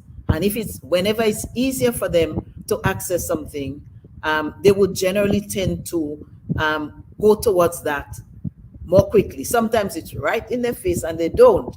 But the access that has been created over the years, and I know we were applauded by that, by health institutions, regionally and otherwise, and other islands came to look at what we have. But what we have not done is build on it fast enough, because like Wharf Health Center, it's there, but it's providing like a traditional primary healthcare facility, but it's a polyclinic, and therefore the services should be more. I had discussions with our Cuban ambassador, because they are our primary source of resource healthcare personnel in our community, in our Grenadian community, and they are willing to provide the staffing that would assist for the 24-hour services. Because if you look at Wharf Health Center, it's right in the middle of the whole Western corridor, from St. Patrick to St. George. And sometimes a patient might need to be stabilized, something to be done, an assessment before they leave, before they go all the way from St. Patrick to St. George or St. Mark, St. George. And this is an excellent middle ground for that kind of assessment to happen on a 24-hour basis. Of course, if they need it before that, the health center in St. Patrick's would be available, and our brand new facility in St. Mark could help pick up the slack. But you can't build that facility all over the island. You need to centralize it one place so that you have the equipment you need, because facilities are created for that there, and that you have the staffing that you need. So I believe that is where we have to go. Such a facility would strengthen and facilities, both Gov, the one in Victoria, cannot live out St. Patrick. If we could strengthen them in some way, but really strengthen the polyclinic in Gov, you would find you improve on the primary health care, so that you lessen on the incidence of chronic diseases. In the first case, diabetes, hypertension. We can do things to keep them away. But when you cannot keep them at bay, then you need the proper attention with the regularity. However, I know time is going. I just want to throw one thing in terms of access. You need location, you need staffing, but there is a role for government. And that is where I have been. In terms of medication and supplies, some people will take a medication every other day because they cannot afford it. And so we need them to take it with the regularity, the frequency that it has been recommended to them. And that is where government comes in, where I spoke about national health insurance. I spoke about people's responsibility, and it involves them financing their medication when they can. Those who can afford to do it should do it, and I make no apologies for that. However, there are persons who cannot, and therefore that's where government comes in to provide it for them at the medical stations and at the hospital. And I am concerned that at this present time, we do have a serious a gap, a shortage of too many medical supplies at this time. And we'll stick a pin on the medical supplies because we're actually going to have that conversation here. But I want to bring back Dr. Nixon, and then I'll get back to Nurse Saint Bernard. Now, Dr. Nixon, if, of course, you are associated with physicians who are part of the Grenada Medical Association, what conversations, I'm very curious about the conversations you have with government and the policymakers in respect of capacity, in respect of the challenges of capacity in the healthcare system. Well, with this new administration, have you had any consultations with them in respect of what you hope to see revamped or changed or improved within the current context of the healthcare system in Grenada? So I'm not sure of the details of conversation. What I see is frustration. And you hear that so many of the doctors are going to. I think opportunities are just coming up for young doctors to go away and prepare themselves at a higher level. Dr. Modest did mention some of the composition of a strong system, and one of which, and I also said it originally, is the health workforce. Right? It's not the only thing, but it is very important. If we see our health workforce being depleted, it becomes frustrating for the rest of us. It means that there's more work, right? In a context where you have lack of vaccines, lack of this, lack of that. And maybe I should explain that a lot of the shortages that we see today are not necessarily initiated because we haven't paid what we do. There's just a shortage globally of medications. Well, except that's not what the Prime Minister said. The Prime Minister since you brought it up, the Prime Minister said it was a question of lack of payment on another platform. Well, so maybe that's from before, but there is globally. There is, because I know of medications that are brought in here by private people who have difficulty getting their medications. So like the Brits, for example, were keeping their medications, especially in the post-COVID era. A lot of medications that private people bring in were inaccessible because they were not sharing. Something as simple as oral contraceptives, they were not sharing. Something as simple as antibiotics, they were not sharing because they were keeping what they had access to. Because India had so much problem in particular with providing medications. I know there's always been a challenge with payments, right? And that's something we're going to have to eliminate because financing, and Dr. Madesh just mentioned it, is a very important component of a strong health system, right? A workforce that is... Yes. Well, national insurance is part of funding, universal health care is what is a bigger picture. For how you're going to fund a health insurance is interesting. How you're going to design your whole health insurance system is also very important. Who's going to pay for it? She mentioned that the government can't afford. Where do we get funding from? Can we, 100,000 of us, afford to get investors to pay for our health system? Maybe not. We only 100,000 people. We have to have critical mass. A lot of people paying into the system so investors get their dividends. That's what's going to be. We're going to have to become very creative as to how we're going to fund what we have to do. Right? It also includes funding for staff payments. People have to get funded. Unfortunately, a lot of the money that goes already into the budget for health is for paying salaries. Right? So we're going to have to find creative ways of getting around it. Staff retention, incentivization. We can't stop people from going away, but maybe we can encourage people to stay.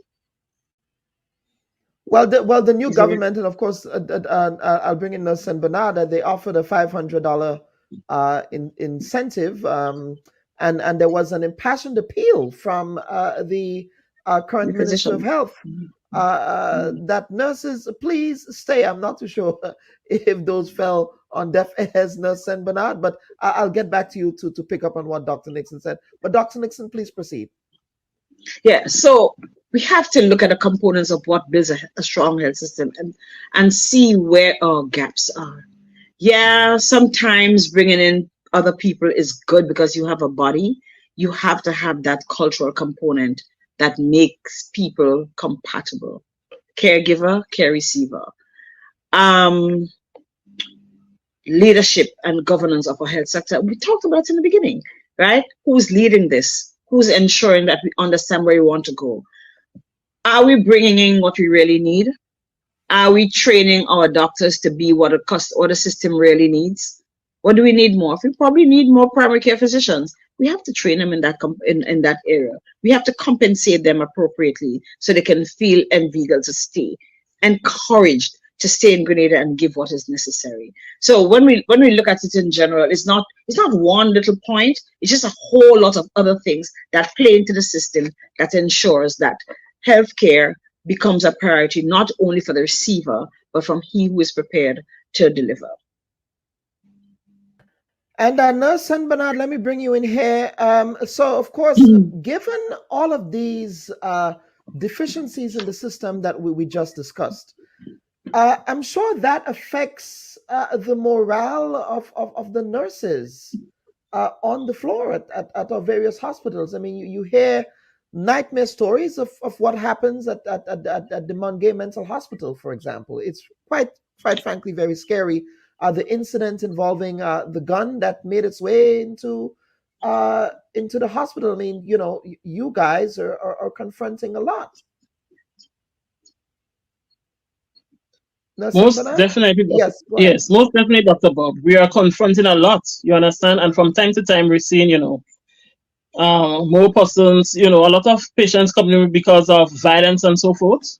Whether it's persons are unable to resolve their conflicts, by themselves, and they're using weapons, and we having more incidents of guns, more, wounds coming in from gunshot and so forth. And that was a very scary experience for our nurses at Mungay Hospital. And we have been clamoring and we have been asking for beefing up of security at our facilities and so forth, and even after that, yes, we have 1 or 2 securities, but we need to see more and so forth, because we cannot continue as this business as usual, because persons are getting more brave and so forth to do all sort of things. We had instances at times where persons actually come to a facility and wanted to finish, to actually finish, kill the person. I'm sorry to say that, you understand? And it was very traumatic for our nurses and so forth, because all we want to do is come to work and focus on giving quality care. We don't have to worry about security issues and these sort of things, and lack of, material resources and so forth. So on top of us already being stressed, burnout, shortage of staff, then we have to worry about that. And this is not something that we should be worrying about at all. Mm-hmm, mm-hmm. And of course, we just discussed that brain drain of our nursing professionals, locally trained nursing professionals that are trained here as a factor that contributes to the migration of nurses to other parts of the world. But would you also say that it has been a concern that the I suppose issues around compensation, differences in compensation with, for example, nurses who were trained at the nursing school versus nurses who were trained at St. George's University, differences in compensation there. Are there any issues of, I suppose, I don't want to say resentment, but are there concerns about the differences in the salary scale that exists? Yes, there are concerns about that. That is one of the things that we are faced with. Sad to say, where some of the nurses who have been there before, some of the nurses who are now entering the system are getting more payment and so forth. A lot of discrepancies in salaries exist and so forth, and it's a burning issue for many of our nurses. Now, for me, ideally, I would like to see all of our nurses being regularized. Not worrying about their job security. That's one of the reasons that nurses are going, because they're not, their job is not secure. And when you go to the financial institution, you can say, because I'm a nurse, that makes I would automatically that you're entitled to a loan. Yes.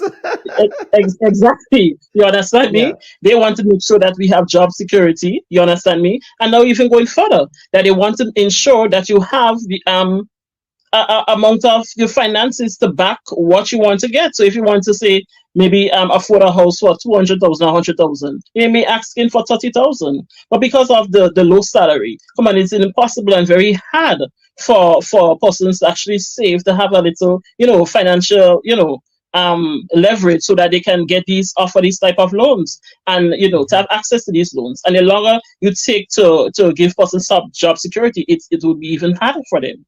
So some of them are going because of this reason with the salary discrepancies. Imagine we are the lowest paid in the whole Caribbean and so forth. I remember a time when we had like a lot of nurses and so forth, and we were given opportunity to go away and work in a Caribbean island, just Trinidad there. And the nurses who went there, they were, boasted and so forth. Look, I mean, a dollar is a dollar everywhere if you look at it there. So for example, they were able to get $12,000 TT. That is how much. I mean, $12,000 TT. That is how much. $6,000 EC in us, and there is no way our salary is even close to that. You understand me? So when we think about all that, of course our nurses are going to go, because we already was stressed, burnt out before the pandemic, and then the pandemic just add to that. I remember one year, 2018, we had a loss of about over 60 nurses. And then because of COVID, it kind of slowed down the loss, the nurses going. But after the borders started back opening and so forth, nurses are going because they want more opportunities. I mean, it's not only salaries that the nurses are going for, I mean, people want a conducive, positive environment to work in, that you just have to focus on providing quality care. Our nurses want to be able to go and specialize in different areas and have different career pathways for themselves and so forth. And you cannot fault them for that. And tolerance, if you look at it, young persons now have less tolerance and so forth to certain things, and we cannot fault them for that. They want to experience, different things out there and so forth. And they want to ensure that they are able to take care of themselves and their family. Initially, when a nurse came into the profession, was more younger nurses, 18-year-olds, 16-year-olds, 17-year-olds. I remember, I think maybe I was one of the youngest person in our class. But now you are seeing persons actually coming to nursing more older and so forth. So they are coming already having a family. So say, for example, if $1,000 was studied back then, and we weren't getting that, say when we came, it was $300, for our stipend and so forth, then we move up to register nurse, getting 1,000 something and so forth. That could have cut it back then. But remember, if it's you alone, yes, you can cut it. But if you have a family already, it's hard for you to survive. You understand me? And the nursing has gone away from just being an art. It's a science, which has been included. And now they're asking us to even specialize and to improve our training, because why? The demographics is changing, the challenges that persons face is changing. So we always have to be studying on the job. So if our salary is so low, how are we going to have that financial backing to help us to educate ourselves? Because we have to pay for those sort of trainings, and it costs a lot. So it's not Yeah, absolutely. Let us talk about contractual arrangement. How does that work? So nurses, you sign a contract at the end of every fiscal year, or at the beginning of the how does the contractual arrangement work with government? That makes it, I suppose, that creates an environment where you feel as if, you know what, I'm just not motivated to sign another contract again, because I don't know what's going to happen at the end of this contract. Well, for many of our nurses, Dr. Bubb, many of our nurses haven't signed contracts for years and so forth. So they're actually functioning without a contract. And if you have to go and get a loan for somewhere, they are asking you, what is your job standing? You understand me? And you cannot provide anything. So you had issues with that and so forth. And even for the contracts, depending on what you want to get, a 1-year contract or 2-year contract, you can afford some of the things that you would want. Nurses are be able to have their house, they want to have their vehicle, they want to educate themselves, they want to take care of their family and so forth. So because of those sort of issues with contracts and so forth, it is very challenging for nurses. I'm curious, how is it that you're working without a contract? It's sorry, a very to put you on the spot. Yes, the journalist in me to just probe further. I know, I understand. It's very sad, and I don't understand it myself, And we want our nurses to be regularized. There should never be a reason why our nurses have to be signing any contracts. Our nurses supposed to have job security, because there's nobody, you can't just take up anybody off the street and say that they're a nurse. You understand? We can do many person jobs, but a lot of persons cannot do our jobs on a day-to-day basis. We wear different hats and so forth. So a nurse should never be on contracts and so forth. And even with the contracts, there are salary discrepancies. That this person who is after you is getting, this person that came in after you is getting more than you. It should never be like that. So, all the things have to be fixed as well. The salary discrepancies in the contracts have to be fixed. And this new administration would have promised us that we will see some sort of regularization. We need to see quicker action when it comes to that. You understand me? To prevent the hemorrhage. That was a campaign promise that they made. And of course, one of the incentives provided was a $500, I guess, a pay bump. $500 pay bump, yes. But what conversations are you having now in terms of regularization? Okay, the last conversation that we would have had was DPA said that they were organizing to have do a framework so that our nurses can be regularized and so forth. That is the conversation around that yes, they're going to be regularized. Mm-hmm. Are we getting a definite answer as to when? No. We want a definite answer so we can look forward to say, hey, or registered nurses midwives, where there are space in estimates for registered nurses midwives to be appointed. Tell us, we want them to be appointed? No. Last time we were promised a lot of our nursing assistants would have been regularized by now. As today, nothing happened with that. DPA would have promised us some of our registered nurses midwives too would have been appointed. Since last year, they would have told us that we were approved. So, I was able to tell some of the nurses, well, look forward to being regularized. As to date, it's none. Nothing has started. We have a lot of our managers and so forth in acting positions not getting any sort of compensation and so forth. And I like to say, as every ship must have a captain. So if the ship cannot have a captain, would you allow the ship to go ahead?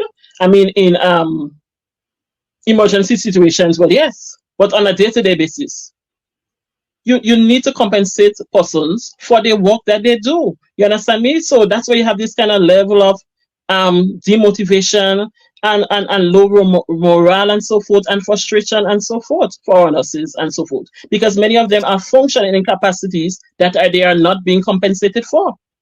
Mm-hmm. So it happens for you on several ends. You're facing the music from the patients. You're facing the music on the question of lack of security. You're facing the music in respect of lack of supplies, because now we're hearing issues of procurement. And now you're facing the music in terms of compensation. I mean, that's a lot. That's a lot. Of course. Yeah. And a nurse, remember, our job is not just as a nurse. Our job is not nurse physical, it's mental. The nurse has to be coming to work being relaxed, because we have to be critical thinkers on a day-to-day basis. We don't have no redo. Some persons have redo, but in our job, a quick decision could cause the life or death of a patient. And we want our patients to be able to go receiving quality care and to be able to return back into society to function at an optimum capacity. Mm-hmm. So we're not supposed to be worried about any issues, only about the nurse come to work and to provide quality care. Sometimes for me, I find they look at nurses. I'm sorry, I'm going to say that I'm a person that speaks frankly.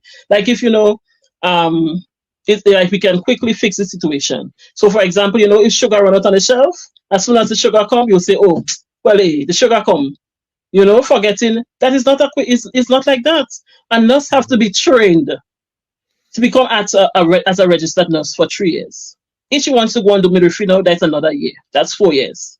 If she wants to go and specialize, that's another 2-3 years. So think about it. 4 + 3, that's 7 years that you're actually waiting for a nurse to be trained and to be able to function. And remember, when the nurse come there, she's still inexperienced. We have to give her another year or 2 years to come up to speed to be experienced and to see a lot of the conditions and to be able to know how to handle ourselves in those sort of situations, But if you are short staff, then our junior nurses have to come up to seniority very quickly. And this is not right for them, because of course they're going to be inexperienced. But of course our patients and the government will demand that they act like if they are Experience. Because remember, persons, the public, their demands are changing. They're asking for more. Everybody is Googling now. So you're combated with patient, oh, I Google it, so this is what you're supposed to do, whether it's right or wrong. They want to tell you how it's supposed to be done. Oh, I watched this on TV. And as soon as the patient reached here, the patient got a bell one time, the patient go up to theater one time, the patient go for X-ray one time, the patient go for ultrasound. You understand me? And we now have to deal with all these sort of stresses, stress from the patients, stress from the visitors, stress because our job is insecure. No, that is too much for the nurse.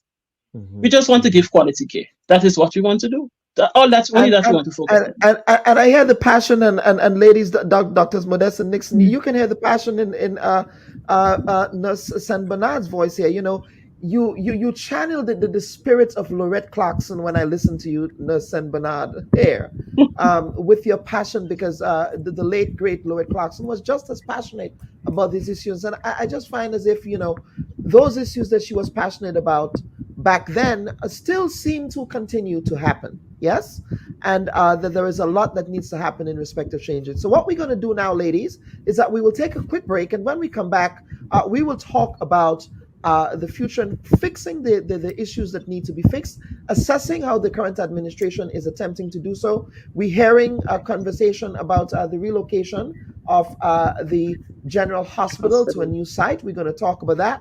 The procurement issue is an issue that continues to be an issue facing the healthcare system. So Dr. Modeste is somebody who was a Minister of Health. Of course, you can perhaps provide more context to what Dr. Nixon articulated, as well as Nurse St. Bernard, perhaps how you have to ad-lib when perhaps you do not have particular equipment and supplies to take care of the patient. So stay with us, folks. We will take a quick break, and we'll be right back after this. So Dr. Pei, do you have ties? Do you have ties to the National Democratic Congress, Dr. Pei? Or rather, were you commissioned by the NDC to do this poll? Information, because it seems interesting that a lot of your advice is very consistent with what was said. Brilliant. And good luck with everything. You too, man. May the best candidate win in the town of St. George. But kill on. Yes. You is a tongue man too, so stop it. Tell everybody you are a tongue man too. We are a people who have always aspired for more, who've always aspired to do better, who've always accepted that not because your mother didn't go to secondary school, you should go. It has always been the other way around. You should aspire. You've been there for a long time. Want to be Queen of St. Andrews, but yet the problems around you you're not seeing. You can pray yourself out of the problems in St. Andrews. And if you're not careful with how and what you say on radio, you will cause people to fight here. I thrive on that controversy. Some people hate it, but I love it. In other words, every time something goes viral, it's about Kem Jones. Some persons were getting pension after 2 terms in office, right? And the persons that work for 26 years plus not getting anything. It's just unfair. God is good, and God looks after me. You know, not just my wife is no longer here, so both herself and the father up there are looking after me very, very well indeed. Not a few people that you pick up by the side of the road to run in an election. These are not people that you mustered up and you pulled together a few months before you think an election is going to call, and you say, we want to win an election, so let's come together.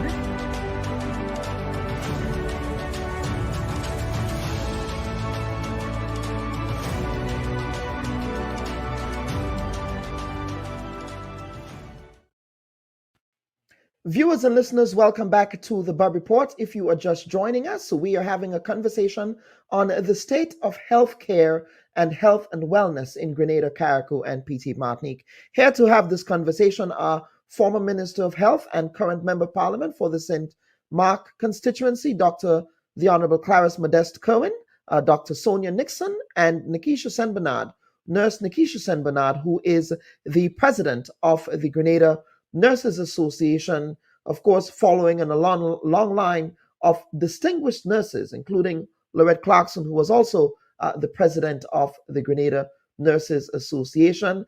And if there is one common thread with all of these nurses, is that they do have a passion and a care for what they do. and that must be commended. But ladies, let us continue this conversation here in respect of where do we go from here, because of course I believe in these conversations that we also have to attempt to find solutions. It's not only about identifying those problems, but it's also about determining how we can find solutions that are sustainable, solutions that are workable, and solutions that can augur well for the better health outcomes of our people, and of course better life expectancy for men. Dr. Nixon, we need to work on that. Maybe we need to have more health fairs for men. I would love to support you in whatever. Well, I mean, I did from afar during the PBC 75th anniversary. We had a men's health fair for PBC during that time, but I think it's something like what we were able to do should be nationalized in many ways. So welcome back, ladies. Yes, and I want to. Yes. I agree with you about the issue of men. Our men are dying early. You look at they just are very ill. Remember that we still a patriarchal society. Men still have to take care of their families. They have to, they're the ones who do the hard work. They're the ones who do the more enduring work. We need our men to be out there leading. Yet, but no, they're ill. They have diabetes. They consuming too much alcohol. They're dying younger. They're less productive than the women because they're so sick. The truth is, what I find with men though is that they need just a little cajoling. Because once you've converted them after the first time, oh, that's all it is. Especially like doing prostate screening, they need to be talked. And so we have to come to a point where we meet men where they are. That's how they engage. There's a health center in in Boston, West Boston, I don't know.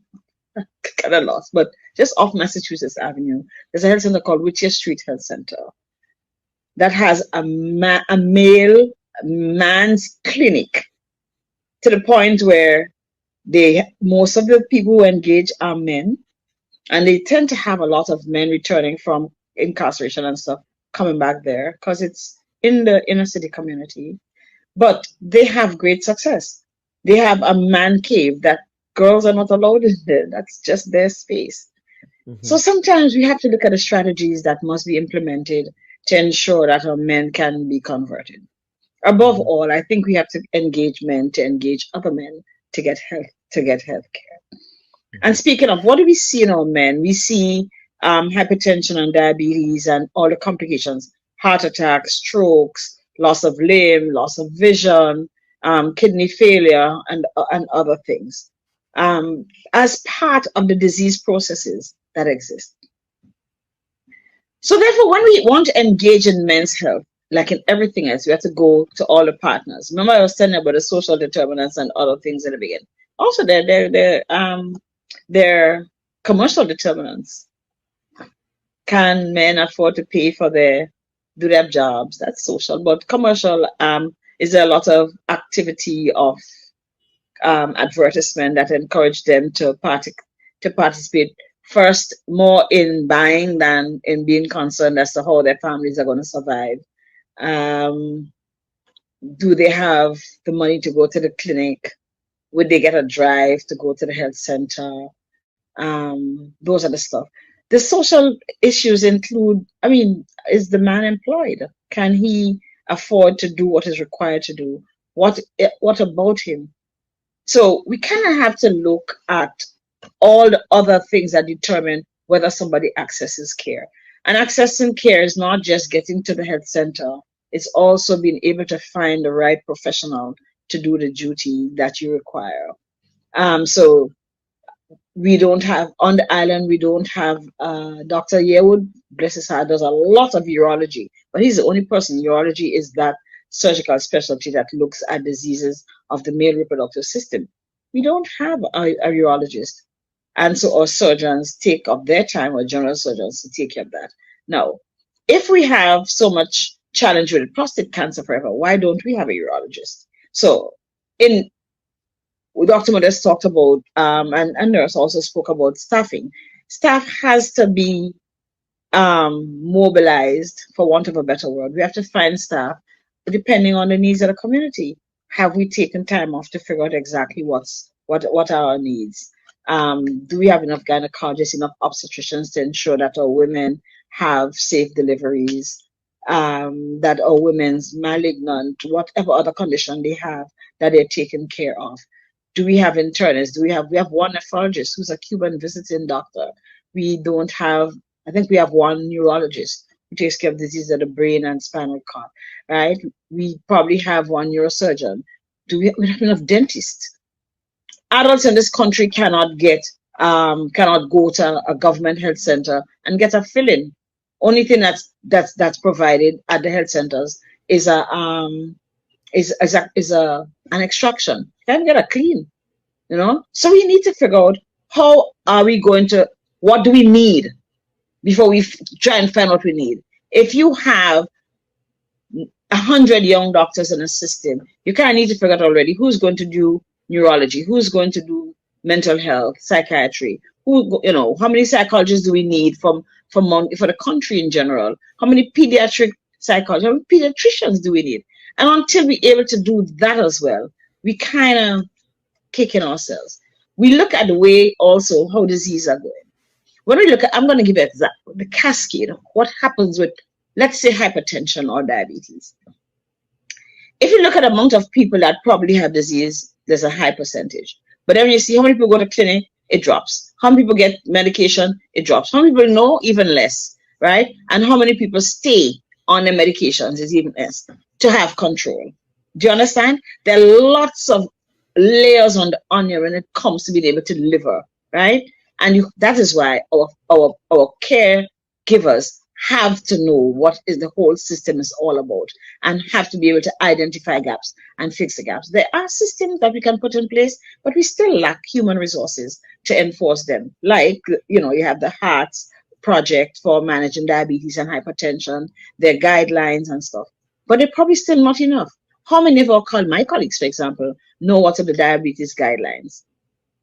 The current global guidelines for managing diabetes. Okay, so are we being fair to our patients? I don't know. Maybe we are, maybe we are not. One of the things I know that the ministry is supposed to be doing is really trying to improve its capacity. And I hope that those teachings will be part of the capacity building directions that they will take to ensure that people know how do we deliver care by having appropriate knowledge. How do we ensure that people don't get us sick? Another challenge that we have in the health sector, apart from all of these chronic diseases that are taking us and making us inefficient very early, but look at the diseases that are emerging. Very sadly, my understanding was that vaccines, for example, that are available free after COVID 2021, only 75% of our children were vaccinated against polio.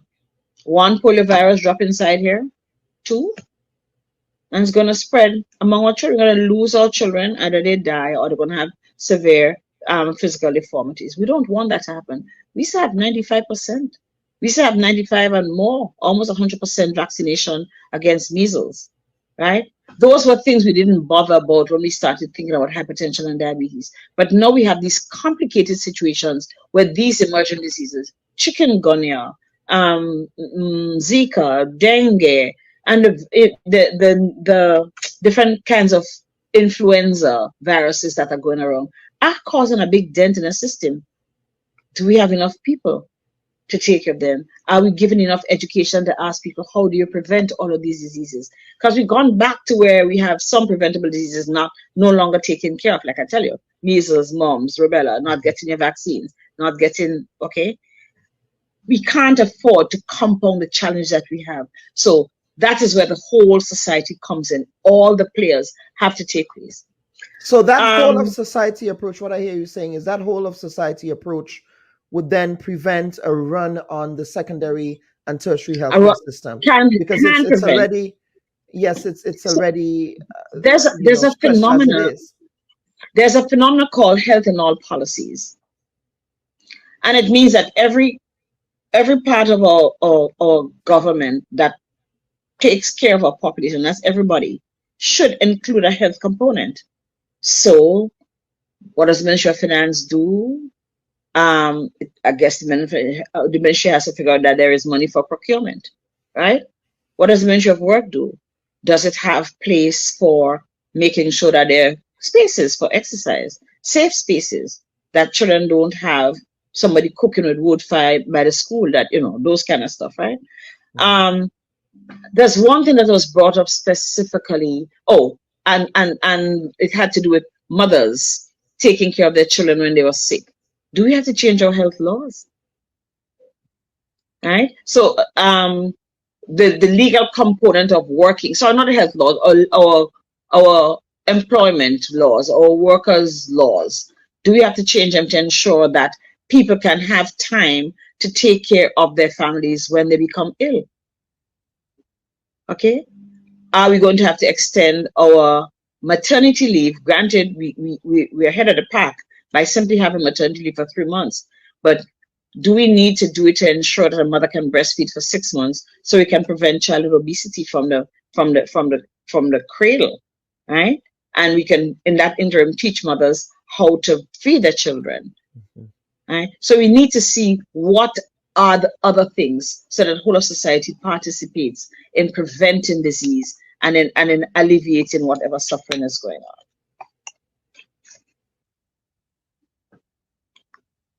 Absolutely. You guys can still hear me, yes? Yes, we're hearing you. Yes, okay. Let me just fix my audio here. Because it just went off momentarily there. Just let me fix that really quickly.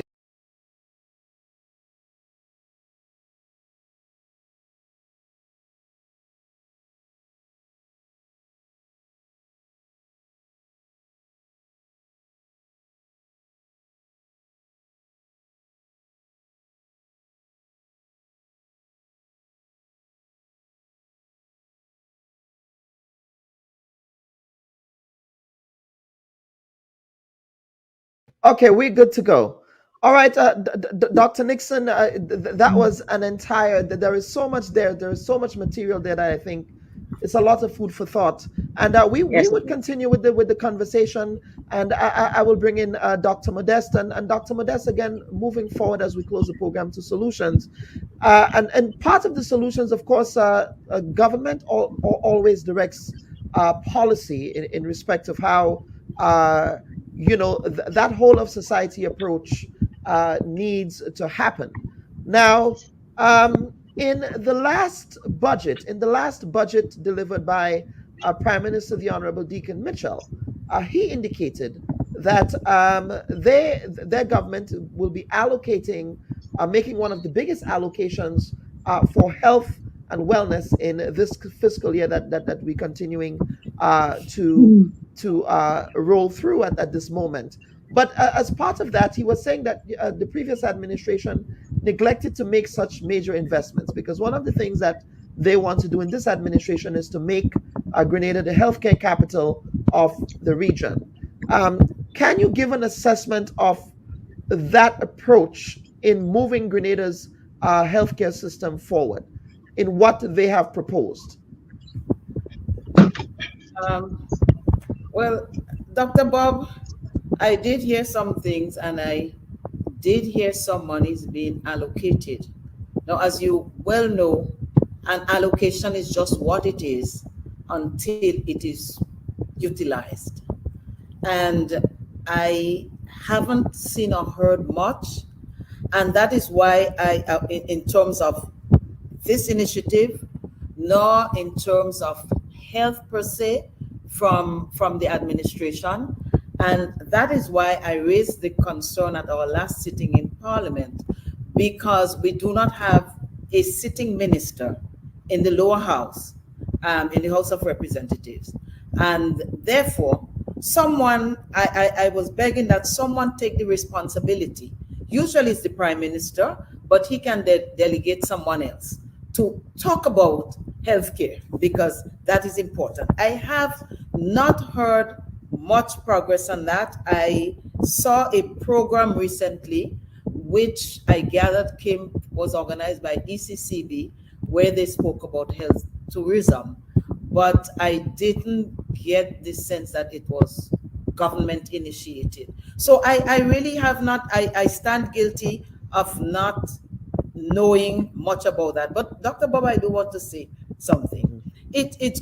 Grenada could and has the potential to be the health capital. There are things that have to be done and put in place, and I would welcome this initiative. And having been a minister for tourism before, and I have seen what other countries have done with the health tourism to boost it. It is something that we should, embrace if it comes up. But my concern is, I just want to, before I get fully into it, I just wanted to say something and to let Dr. Nixon, I am not sure you're aware, but we did have a program, an agreement with Cuba, whereby every year some doctors, Grenadian doctors, regardless to where they were trained, SGU, or Cuba, were given an opportunity to specialize in Cuba.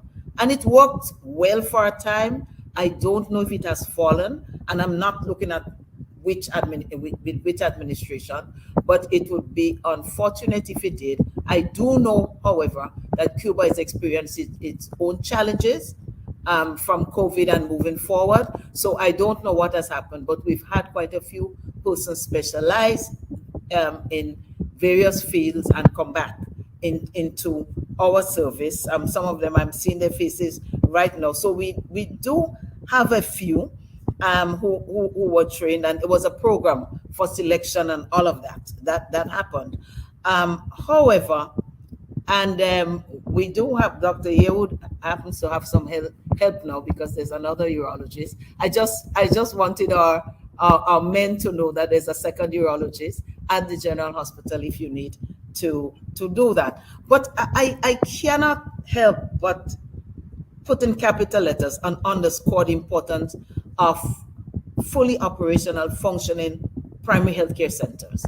Once we have that, and we have the teaching, education part of it, the reaching out, we will find that it is more cost effective, and that it prevents a lot of fallout in health and a lot of need for monies to be spent that could have been spent otherwise. So that is the first place I would like to see more investment being made. And of course, in medical supplies, look, there might be shortage of certain medications worldwide, but the list I'm seeing, Dr. Bob, I don't think that is as a result of that. I think, and as you said, the government members themselves said it is a matter of payment. Now, I know that most of our drugs are sourced through what you call the OECS PPS, Eastern Caribbean Pharmaceutical Procurement Services. That institution is a creature of the OECS governments. And so it has served us well in procuring, in oversight, training, etc. And what happens is they do not usually ask you to pay up front. If they do that, maybe it's in recent times, or maybe it's an exception based on what has gone on before. But if a state, a member state, is paying on a regular basis and has made commitments, they would provide. So we need to separate what is a global issue from what is as a result of us not honoring our duty in meeting the payments as they should. Well, except the prime minister said. Yes, go ahead. Is not a lot of money for medication. Okay. Mm-hmm. Thank you. Okay, no, but what the prime minister was saying was that there were lack of payments on the part of your previous administration when you were in government, and that is what caused that slowdown to happen there, or that lack of medical supply. But what I'm hearing you saying is that those payments are not necessarily made up front. Yes? No, they're not necessarily made up front, and there are oftentimes a backlog. So you order, they send to you, you pay. They send statements on a regular basis so you know where you are. So in the past year, I'm sure the administration would have had statements. They would work out a payment schedule with you as to how you will pay it and so on. And they would even advance more if you do something. So I am not saying that we have not had problems. I am saying that it has worsened. It has become more grievous because the government has defaulted for too long in making the payments. And when that happens, then the government has to speed up and remedy it. So that's all I want to see, fix that. Because if you cannot fix that, how are you going further into a new hospital in being the capital? Of course, you can get partners with you. And I would love to see that. I welcome that. But I see some areas of negligence that need to be addressed. Whatever the hemorrhaging of the human resources, the staffing, all of these things, and ensuring that your primary healthcare centers do have supplies. And unfortunately, a lot of that is medication, is dressings, is other things. And that need to be addressed, even as we look at being the capital of the health of the world. I have no problem with that, but I think there are some prerequisites. So there are particular things we have to do first before we can get to that stage. The relocation of the general hospital. Your thoughts on the relocation of the hospital? Can you share the new location with me? Well, I believe they said that the new location would be somewhere in the. It's escaping me. I think it would be somewhere down in the Calavini area, I believe. I believe so. Because I've heard am subject to correction. And so on. I am not sure where. I know, and I was Minister for Health when the hospital, the present hospital, was built. And there were concerns about access and so on. And that is an issue. But it is not the major issue for the hospital delivering healthcare. And I would not go further into that. If it goes to Calavini, I am looking at people in St. Patrick. I'm looking at people in St. Mark, St. John. They have further to go. So a lot of studies have to be done in terms of physical access for people, in terms of transportation, because even in the present situation, there is a reliable, I think, service of a shuttle that takes people from the bus terminal to the hospital and back. It runs frequently. If we go to the south, then we need more shuttles, we need more ambulances. All of these things have to be looked at. So I want to see widespread consultation on this. I would like to see in-depth discussion and really listening, come up with a plan that is workable. And I welcome that. But we have to learn to manage what we have now before we aspire to something that we dream about and think we're going to be able to manage it. We have to, this stage we're at needs more management, even as we look for further. So we can do both. Fix where we are and look to do something. So that's my take. It can be anywhere, but all of the logistics to make it accessible to our people, low-income people who have to travel by bus, and all of these things have to be looked into. So I welcome it. I look forward, and I've always promised our present Prime Minister that my hands would be there. I trained in a country where you're taught to give service. And I am always there. I have not been taken up on it yet, but in the meantime, I'm doing my health fairs, and maybe I'll engage Dr. Sonia Nixon and our president to give some assistance, because we can volunteer. And I want to throw that out. You spoke about the Medical Association, other healthcare personnel. Let us not always wait on government. Let us do what we can do. Let us reach out to our men, to our women, to our young pregnant girls who don't know how to handle pregnancy. And there's a lot we can do ourselves, but my dear government, my dear Prime Minister, sitting Prime Minister, there are some things that only government can do and should do, and I think they are failing in that regard. Absolutely. And we are, this we can have an entire conversation here that can continue, but I want to offer the panel an opportunity for some closing comments. So Nurse St. Bernard, I want to begin with you, and I just want to place on record again my sympathies on the loss of one of your colleagues in the nursing fraternity. As Dr. Modest articulated, the loss of one nurse or a nursing assistant or anyone in the healthcare, in the very limited army of healthcare service providers we have in Grenada is a significant loss.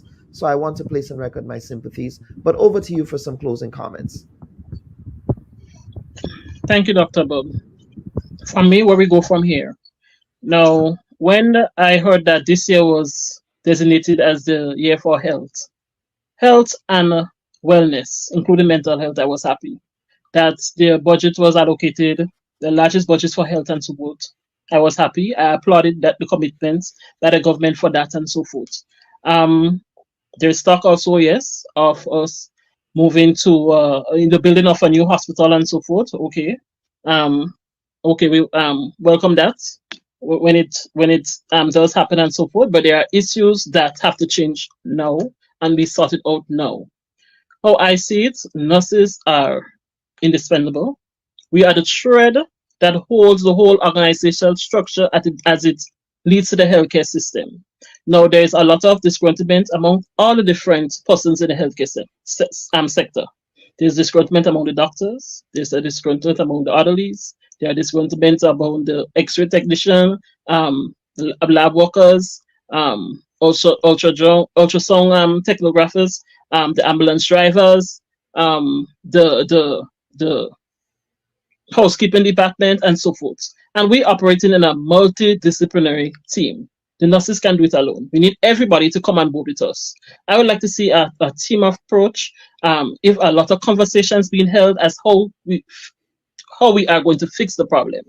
The problem is fixable, but we have to work together as a team. Take our egos out of it and work together as a team. Now, in order for the healthcare system to improve, you can't do it without the nurses. Nurses are the ones who are there 24/7 with the patients. We are there in the beginning, the start of life, and to the end. Now, all our nurses want to do is be able to provide that quality care. That's the reason we came into nursing.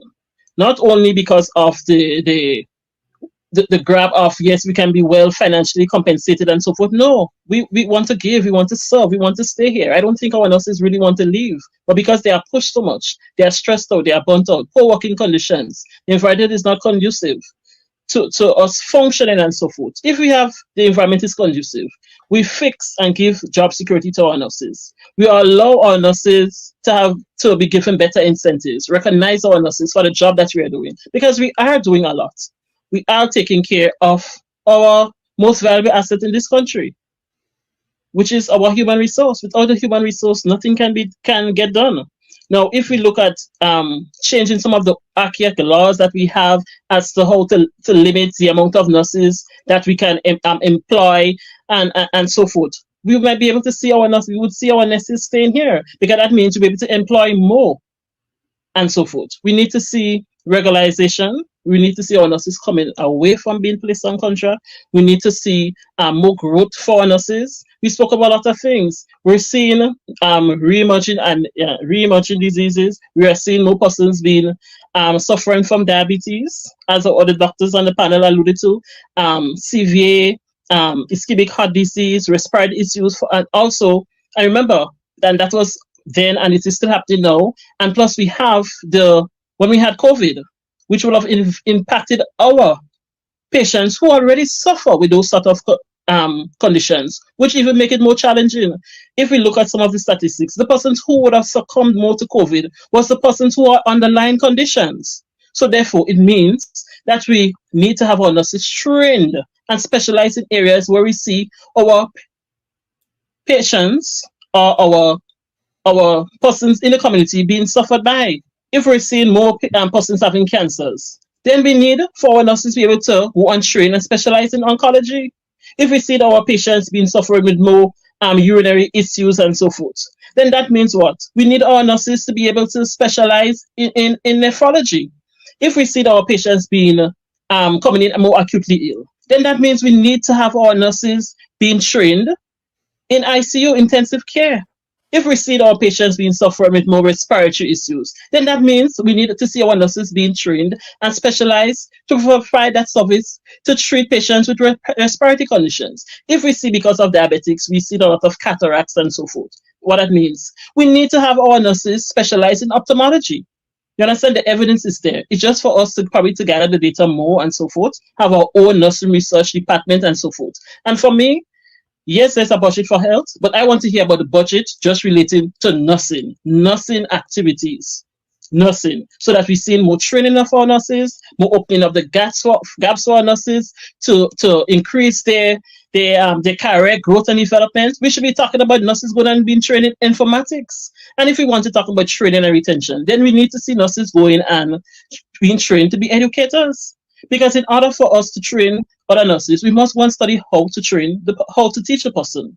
So we need to see persons going and training a lot of different skills and so forth. So the conversation is that we need to see more being done, more attention be given to nurses, because we are the thread that holds the whole organization together. Yes, we can get other persons to come in and work here, but they don't understand our culture.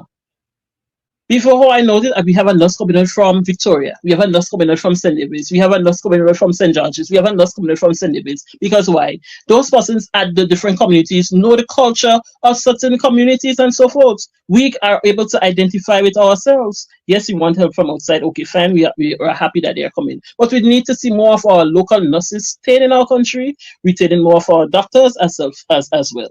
No, we need to develop and implement and finance national nursing workforce plans with the objective for self-sufficiency. We need to come up with ways of doing better succession planning. So if we know in the next 5 years we're going to lose all the nurses who are working in ICU, I'm just giving an example, then we should be already sending nurses to train 10 years before that. In ICU care, we need to see all of these happening in order for us to be the health capital of the whole Caribbean and the world. I would love to see that, because at the end of the day, I love my profession. I don't want to go anywhere, and I don't want to be forced to go anywhere. But I would just like to see overall that more emphasis is placed on our whole nursing workforce, so that our nurses here will be retained. I remember in one conversation, the Prime Minister said things are easily fixed with the stroke of a pen. So I would like to see the pen being utilized and our nurses being getting job security, seeing better pay for our nurses, increasing the salary scale, increasing incentives for nurses to go and train. I can talk all and all. Nurses are the backbone of the healthcare system. Your passion is so evident. What about the return of the nursing school, an indigenous nursing school, as opposed to sending nurses to SGU? What are your thoughts on that? My thoughts on that, of course, we would have to return to that. Of course, overall, when I came into nursing, we had nurses always going. We can't stop persons from going. Persons would migrate for different reasons. The only difference is when nurses go, we always had nurses in training. We used to train with our own local nursing school, about 40, 50 nurses in one class. At SGU, it's just 24 persons that are going. If we are going to SGU route, then we have to see more scholarships being given out by the government, so that allow persons to go and to train as a nurse. Historically, persons who are from the low socioeconomic background used to come into nursing and so forth. Now we have persons, yes, who can afford to come into nursing, but not all persons who want to be a nurse can afford to be a nurse, but they have the passion for it. Because remember, it's not only a science, it's an art. Because we can never leave out that level of empathy, compassion, understanding the subjective nature of persons and so forth, knowing when you just have to smile for your patient and knowing that the patient will feel better. We can't leave that out. Although, yes, we know we have to check the person's blood pressure. We know we have to check the patient urine. We have to give the patient medication. But we can never leave any of those things out. Of course, we would like to see the development of our own nursing school, and when it's developed and so forth, could be on a standard for where it can be recognized and accredited and so forth. Because many of our nurses now want to move up and become registered nurses. Many of our persons want to go, but some of them cannot afford to go SGU. And even now, some of our nursing assistants who are training who want to move up in their career, because of course, the sky is the limit for anybody. They have to, because of how the whole structure of study leave and so forth is designed, the nurse have to go to work, be stressed out at work, and still make time to study and so forth. You understand me? And we know that we need nurses. Because as I said before, it takes how long for a nurse to be trained? So all of these sort of things we have to be mindful of. The conversation may one day change that we can't even wait for 4 years for a nurse to be trained. Because globally they are saying a lot of persons are not coming into nursing or the medical field And a lot of persons are leaving, either because the job is too high stressed and so forth. COVID has shown us a lot of persons left. And that's why a lot of the international world are asking and begging for nurses to come overseas, because they know that they're also losing a lot of nurses. And we are losing a lot of our nurses. I saw a conversation just recently with Ghana, where a lot of the nurses are leaving. Because of that now, the quality of care that they can offer their patients and so forth is harder for them. Because the nurse is not there. We not only want nurses to be there, but we want to give quality care. So in order for us to give quality care, we always have to be studying, we always have to be training, we always have to be specializing and so forth. So of course, ideally, we have to bring back our own nursing school. And in order for us to have our own nursing school too, we have to think about succession planning. Hey, we want to bring them back? Well, let us see, nurses who like to teach. Let us encourage them and make it easier for them to go and study or to train. We will support them financially to go and train and so forth. Some institutions, some hospitals, they do that. They actually fund you to train and to specialize in an area because you know you are needed. And we can see from the evidence that we're having, we need our nurses to be trained in oncology, we need our nurses to be trained in nephrology, because these are additional departments that were made up, and then so the demands are going to increase. So therefore, we always have to have nurses in training for that sort of things. So of course, definitely, we need back our nursing school. And we probably even have to have a conversation where the structure of the whole the training for at SU may have to be kind of modified and so forth, because for us in our nursing schools, we used to spend, when we came in, and because I trained at our own local nursing school, it was a whole 1 month for that the students would get on the units. But their program is the nurse would only get the student nurse would only get, say, once a week or twice a week, on any different units, maybe 4 times in that month, remember. So it's harder for them when they know to come and walk into our system, because sometimes we miss a lot of things. And then when they come into our system, we expect them to function at our a high level of capacity, because that's the advanced stage of learning and so forth. So, all these sort of things we may have to think of. And we do not ever want all of our experienced nurses to go, because it would be inexperienced persons that will be left behind. And that is the whole brain drain. They're asking for experienced nurses. They even go so far now, they were asking for persons to have 1 year level of experience. No, they broke it down to all 6 months. So it's making it easier for persons to go. And if we, for our own selves in our own country, are pushing out our nurses on a day-to-day basis, come on, what will happen?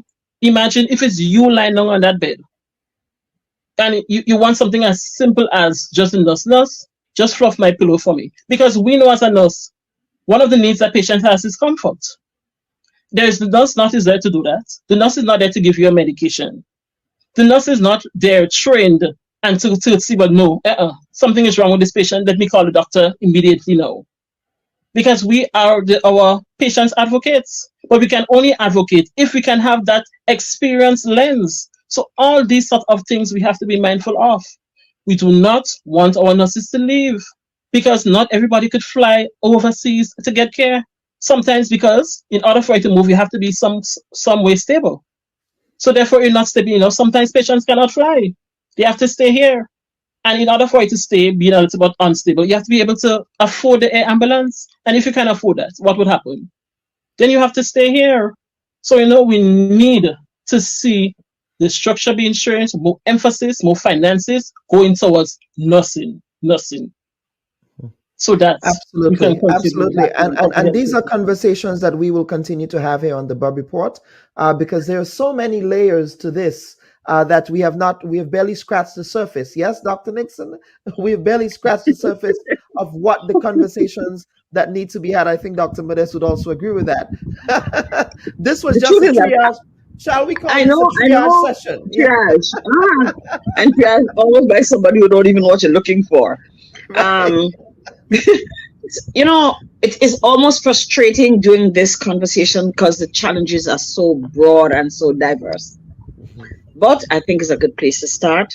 I think it's good to start a conversation so we can understand what our challenge. We can begin to understand what the challenges are.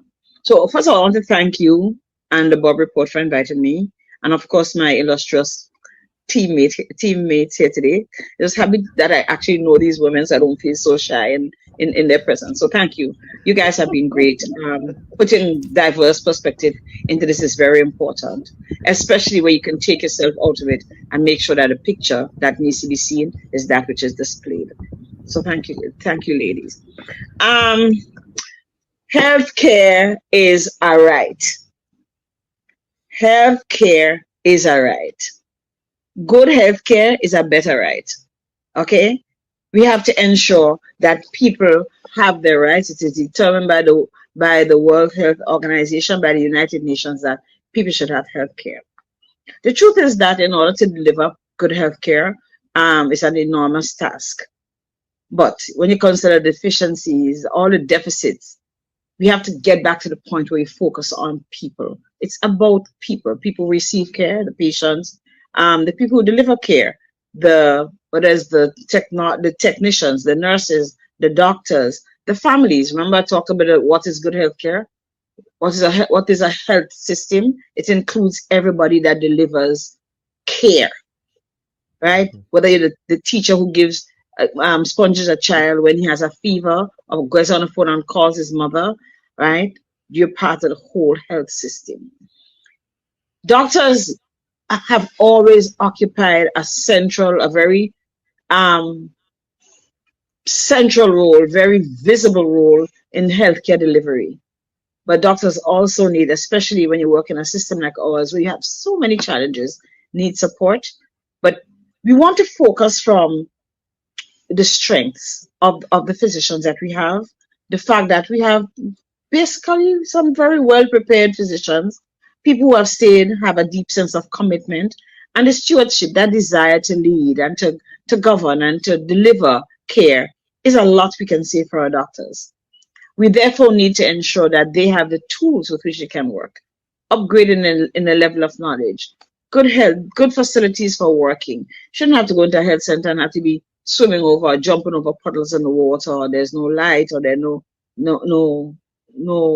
nothing that needs to be procured is there, or nurse doesn't turn up today, so there's no way to manage this. We have to think of them as people too. Believe it or not, a doctor is a person. A lot of people don't believe that we are, and that we have to do laundry and cook food and all those things, because they see us in different roles as people who want to make sure that you're okay physically and that you don't die. But we also have our needs. Our needs to be paid properly, our need to have enough rest, our need to have time to recuperate, our need to have good food, our need to take care of our health and all the rest, which is something that we also have to inject into our doctors, because we see how some of them don't die comfortably, because the truth is doctors extend themselves. So we have to ensure that there's this balance when we have a decent system for physicians. So our doctors don't need to be going from the health center to this practice, to that practice, to the other practice. I'm tired, don't have time for his family and the rest at the end of her family as well at the end of the day, right? They must be able to function very simply in a very coordinated way, and must be able to give the care that the public, the people who are seeking care, need and deserve. One of the things we spoke about is making sure we use the right person for the right job. And that includes not just the physician and the position in which he occupies, but also in management. Because if you're in a managerial position in the healthcare system and you're not able to figure out what needs to be put where, it creates frustration, and delivery can be challenged, can be limited, because you don't have the right person guiding the system. We have to make sure that it's inclusive, that whoever is capable of delivering the care is the one that's allowed to deliver the care. There's situations, for example, Kelon, where I work in a department, right? But let's say I'm the best person for doing C-sections. And you do C-sections in yours, but you're not there today, right? But because your chief don't like me, you have a lady who's in trouble and he won't allow me just because he doesn't like me. We can't do those things. The subjective has to be removed. The best person for the job should be given the job to do in the interest of the well-being of our population. And if you're the best person for the job, make sure you're there as well to do the job when you're called upon. Okay, so it goes two ways. So managing scientific information, and I heard Nurse allude to it in her conclusions. the fact that we do have to get on the bandwagon as far as information management is concerned. We have to upgrade our systems to ensure that information on patients is available, so we can use it in information management to ensure that our experiences are what we're using to develop our system, to make our system better. Currently, we lose a lot of data that is collated through PAHO for the region. We might look alike, but we're not really all alike. And we have a lot of cultural differences that might mitigate a little the realities that we should be dealing with. So we have to make sure that we have enough access and possibility for appropriate scientific management by building registries. For example, we've had a cancer registry that has not really been going the way it should, right? Which is a very simple process. We don't have a registry for chronic disease. I couldn't tell you how many people in Grenada have chronic. What is the percentage clearly of people who have chronic diseases? What percentage of people, are we talking about a cascade? What percentage of people actually go to their clinics, right? How many people know about the condition? How many people are actually well enough to come off medications? How many people are under control? We don't know all of this information because we don't have simple things as registries, which come from improving our health information systems. We have care systems that need to be improved. Dr. Modest spoke about it, about specialties. We have to figure out what exactly our 110,000 population requires. Look and see how other people manage their human resources. What do we need? The areas that we have deficit, we may have to have more people now. Are we sending our young people? Yes, we need to send our young people to specialize. And there are facilities for doing so. And we should actually, as a government, as a country, create opportunities for people to become specialists. Guess what? Grenadian people deserve specialized care. It's okay if we're going to develop primary care, but we also deserve to have first-class, world standard, patient-oriented, specialized care. Putting the patient in the middle, giving him exactly what he deserves to be well. Right? So we have to open our minds and ensure that kind of services. And of course, we have to build partnerships with other agencies, whether it is Sickle Cell Association, whether it is other doctors, other facilities.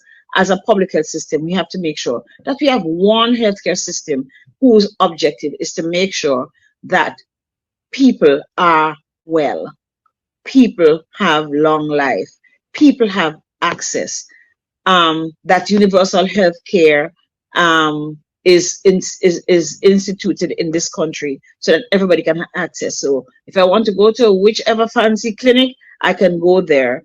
Or if I want to go to the hospital, I can go there, knowing that the quality of care is not only equal, but it is, I'm not going to get poor from having to go to any facility that offers me the care, but that I know that the quality of care that I deserve is given to me, not me, Sonia Nixon, but me, the guy who drives the trailer on a site, me, the lady who is a housekeeper and have 5 children and live in a little board house still, me, whoever a Grenadian citizen is.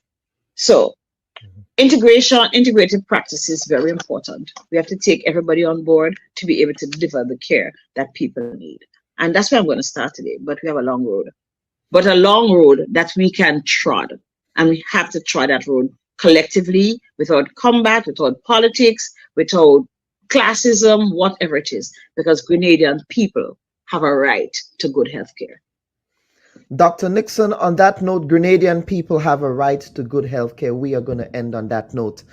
Panel, this has been a very impassioned, very balanced, diverse conversation. That's what we try to entertain here. And I thank all of you for appearing on the Bubb Report this week. Dr. Bob. Yes, Dr. Modest. I didn't know that my last contribution was my wrapping up. You did not indicate that to me. So. Oh yes, so I'm sorry. Go ahead and make go ahead and make your 2 minutes. I would be like this. I would be like the Speaker of the House. Yes, you grant extra time. I heard the passion of Sister Nisha Saint Bernard. All power to you. We know the nurses really carry the healthcare, the burdens of the healthcare on their shoulders. Long after we doctors are gone, they are the ones who struggle. I have had the pleasure and the blessing to work with some great nurses in my life. So all hats off to you, Dr. Sonia Nixon, the educator, the teacher. I want to commend you on your program. I cannot say I've listened to it much, but maybe I need to, and encourage other people, because that's where it starts, educating people and creating that desire to take care of ourselves. And the holistic approach to health. And I know we had an issue with the allied healthcare workers, your X-ray technicians, and so on. I'm glad that this is being, I think it's been resolved because there's been an extension. But I want to urge and encourage that pre-dialogue engagement is better than after the fallout. And I will say no more on that. We must look at healthcare financing. How do we do it? So that, I think Dr. Sonia Nixon alluded to it, nobody falls off the table because they are low income or middle income. How do we do it? So even if we come with the best healthcare clinic in the world, and our low income people do not have access, and we create a two-tiered system. And I think one of those songs I heard a long time ago, the disparity, until you could eliminate that, you must always have war, and there'll be health wars. We need equity. How do we establish equity and ensure that everybody get it? It is something to be looked at, and the conversation must be had in terms of how we retain our healthcare professionals. We know it's impossible to retain everybody, but for everybody to go would be a travesty. And so we have to look at that. And I want to suggest one of the things we could do, Sister St. Bernard, maybe have dialogue with SGU to see how, maybe what the areas of the curriculum that you're not happy with, whether they can be something can be added, a review of the curriculum. I don't know if they will accept it, but we have to try, because we have to ensure that our nurses who are trained there are acceptable to your own standards, and train more nurses. If we train 5,000 nurses and half stay back and half go, that's fine. Some countries train people for export, and there's nothing wrong with that, because we know the remittances do help the country where they come from, but we don't want everybody to go. And I think one of the things you mentioned is to train more. Let us see how we can engage government in doing that. Dr. Bubb and my prestigious colleagues of this panel, it has been an honor, a pleasure. Thank you so much. And I just want to say, this is all about Team Grenada. It's about us. It's not about the politicians. I love my politics, but I know when to leave it aside. And let us just work for Grenada, Caribou, and Peter Martin. Thank you. Grenada first. Thank you. On that note, let us work for Grenada, Caribou, and Peter Martinique.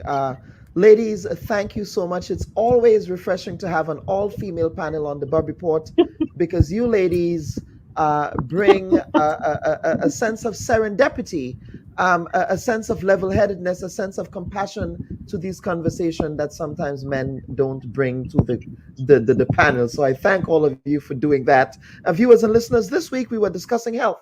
We were discussing the state of healthcare in Grenada with Dr. Claes Modeste Cohen, who is a former minister responsible for health in Grenada. She's also the current member of parliament, sitting on the opposition bench representing the constituency of St. Mark. Dr. Sonia Nixon, who is a general practitioner, and Nikisha St. Bernard, a very passionate nurse, Nikisha St. Bernard, who is the president of the Grenada Nurses Association. Viewers and listeners, we thank you for joining us this week for another installment of the Bubb Report, and we urge and encourage everyone to have a safe and productive week ahead. On behalf of the producers, I am your humble host, Dr. Kellen Bubb.